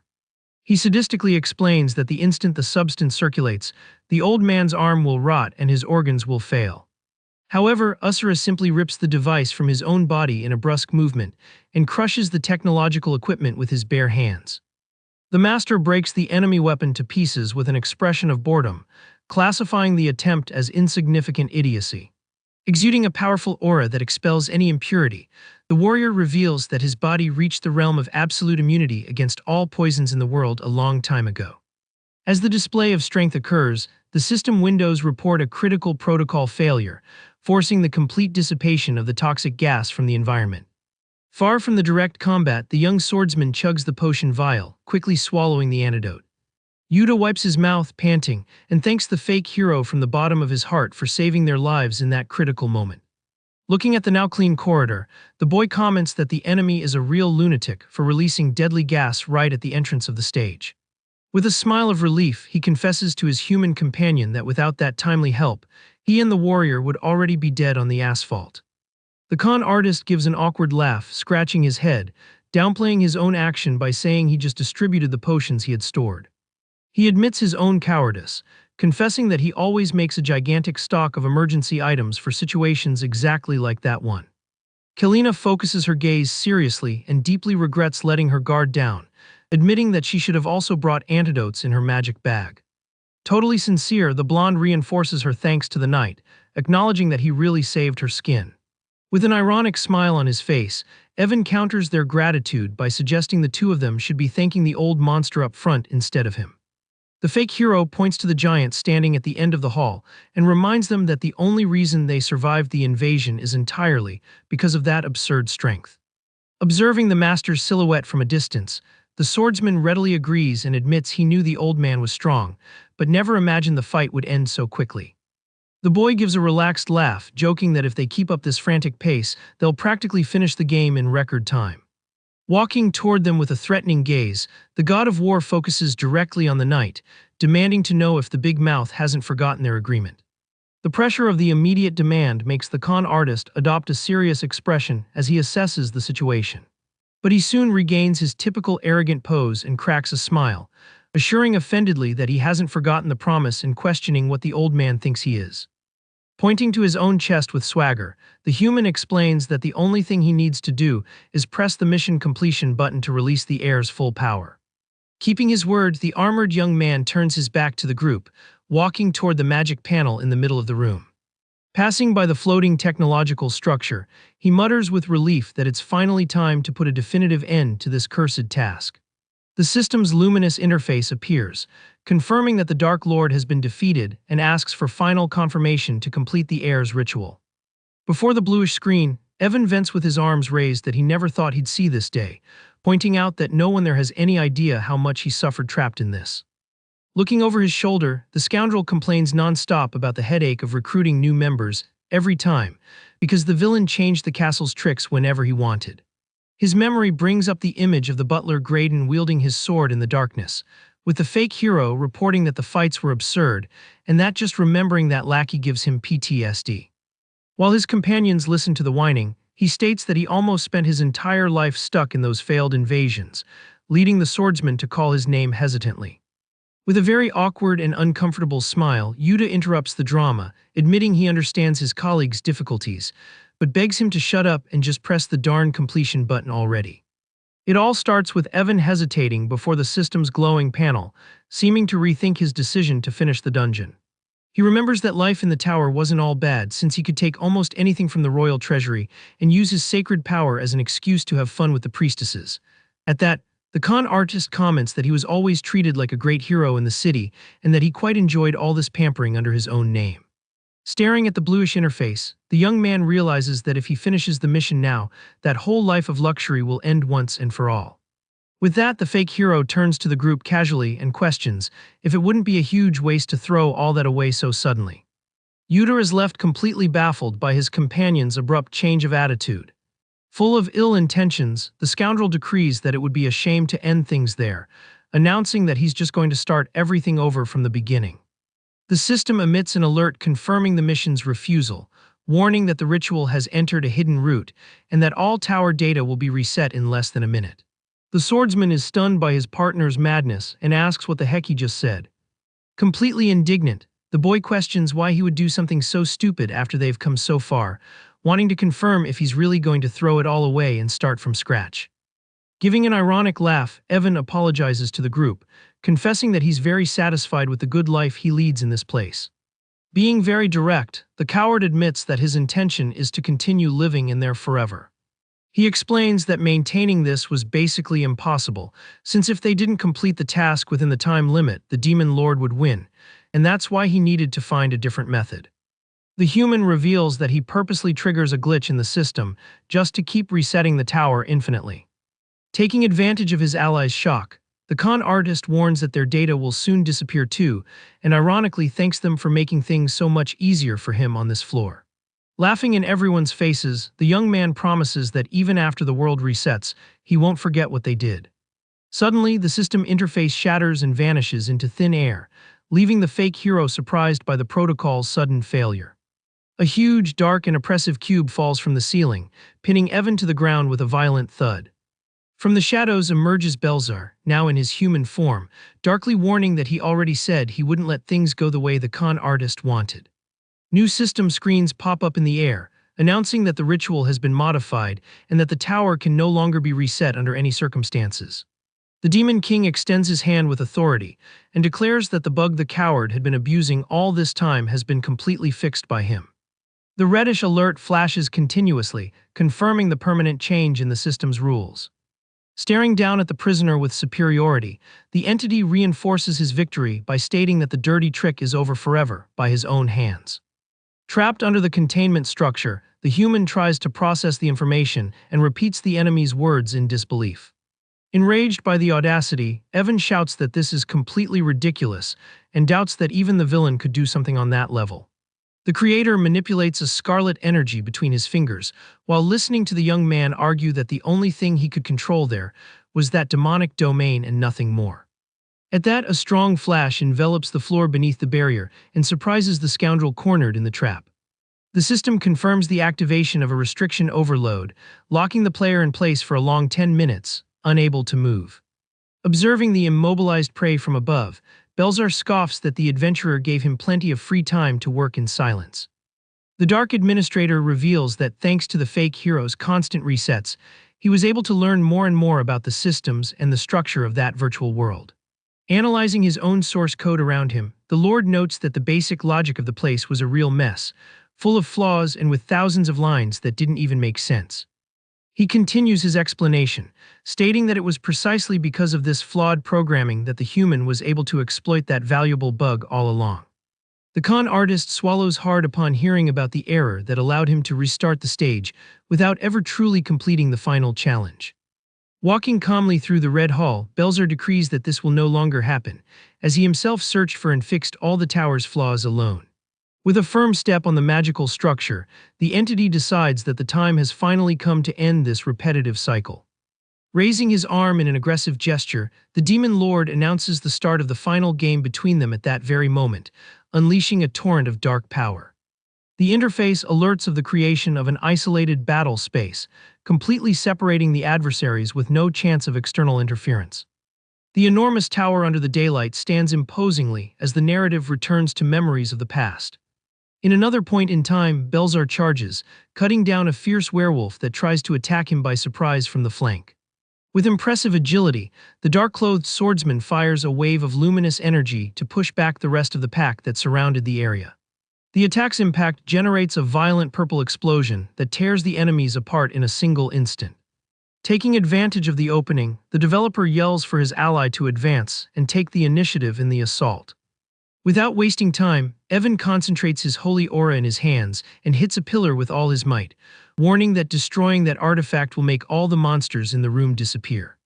The structure cracks and shatters into fragments of purple light, forcing the system to confirm the immediate elimination of the dungeon's threats. Seeing the werewolves turn to dust, the fake hero gives a confident laugh and boasts about how that floor was also very easy to solve. The dark-haired swordsman agrees naturally, guaranteeing that as long as the two of them work together, there's no stage they can't beat. The human continues the conversation casually, commenting on how incredible all of this is, seeming as if someone turned their dream virtual reality game into reality. He even suggests with some excitement that perhaps this place is actually a utopia created exclusively to please the two adventurers. However, Belzar keeps his feet on the ground and warns his partner that it's still too early to let his guard down, since they have no idea what awaits them in the next phase. The developer asks his companion to stay focused on the climb, but Evan just brushes it off with a loose laugh, assuring him that he's not the least bit worried about the dangers. Confident in his ally, the coward reaffirms that with the game creator by their side, the team is completely untouchable in any challenge the tower imposes. The caped young man agrees with the statement and realizes that they really do form an unbeatable team in this format. Reflecting on the journey, Belzar notes that they climbed the entire structure without a single failure, because in that place there was always a logical strategy for everything, like in a real video game. As a veteran in the field, he found it easy to deal with attributes, items, and rules that were already familiar to him, which shortened the path to the top to finally face the person who designed the world. Back in the main hall, the swordsman questions the silver-haired woman in front of them if the absurd reward they just heard about was really true. Completely euphoric, the human asks if they will really get the chance to create a new world inside the tower if they complete the special task she imposed. The mysterious goddess smiles calmly and peacefully, confirming that the stranger has understood the proposal perfectly. Evan grabs Belzar's shoulders in a contagious euphoria and states that it would be total madness to refuse such a generous offer. Seeing the golden opportunity knocking, the scoundrel tries to convince his friend that this is the perfect chance to build the paradise they always wanted together. While the coward gets lost in the idea of being the player in a dimension managed by his companion, the game creator cuts the mood instantly, rejecting the idea without hesitation. With a totally serious and decided look, Belzar decrees that his only wish is to return to his original world and leave this illusion behind once and for all. Completely stunned by the direct response, Evan stammers and asks if his partner is really serious about leaving such a wonderful place. Enraged by the obvious choice, the young man argues that returning to that trash-filled reality is a terrible idea, since there's nothing there better than the easy life they've achieved in the tower. Maintaining his absolute conviction, the swordsman coldly retorts, pointing out that no matter how horrible their reality is, the truth remains the truth. He reinforces without lowering his tone that any fabricated paradise they built within that system could never replace the place they originally came from. The con artist calls his friend's name with frustration and feels the weight of the ideological betrayal that has just occurred. Observing the silent clash, the light-haired woman intervenes diplomatically, suggesting a fair method to resolve this gigantic impasse. She walks to the center of the hall and points out that either way, the supreme reward can only be given to a single winner, deciding who gets the throne and who returns home. With an amused smile on her face, the deity proposes that the two of them prove their own worth through brute force if they want to take what they desire most.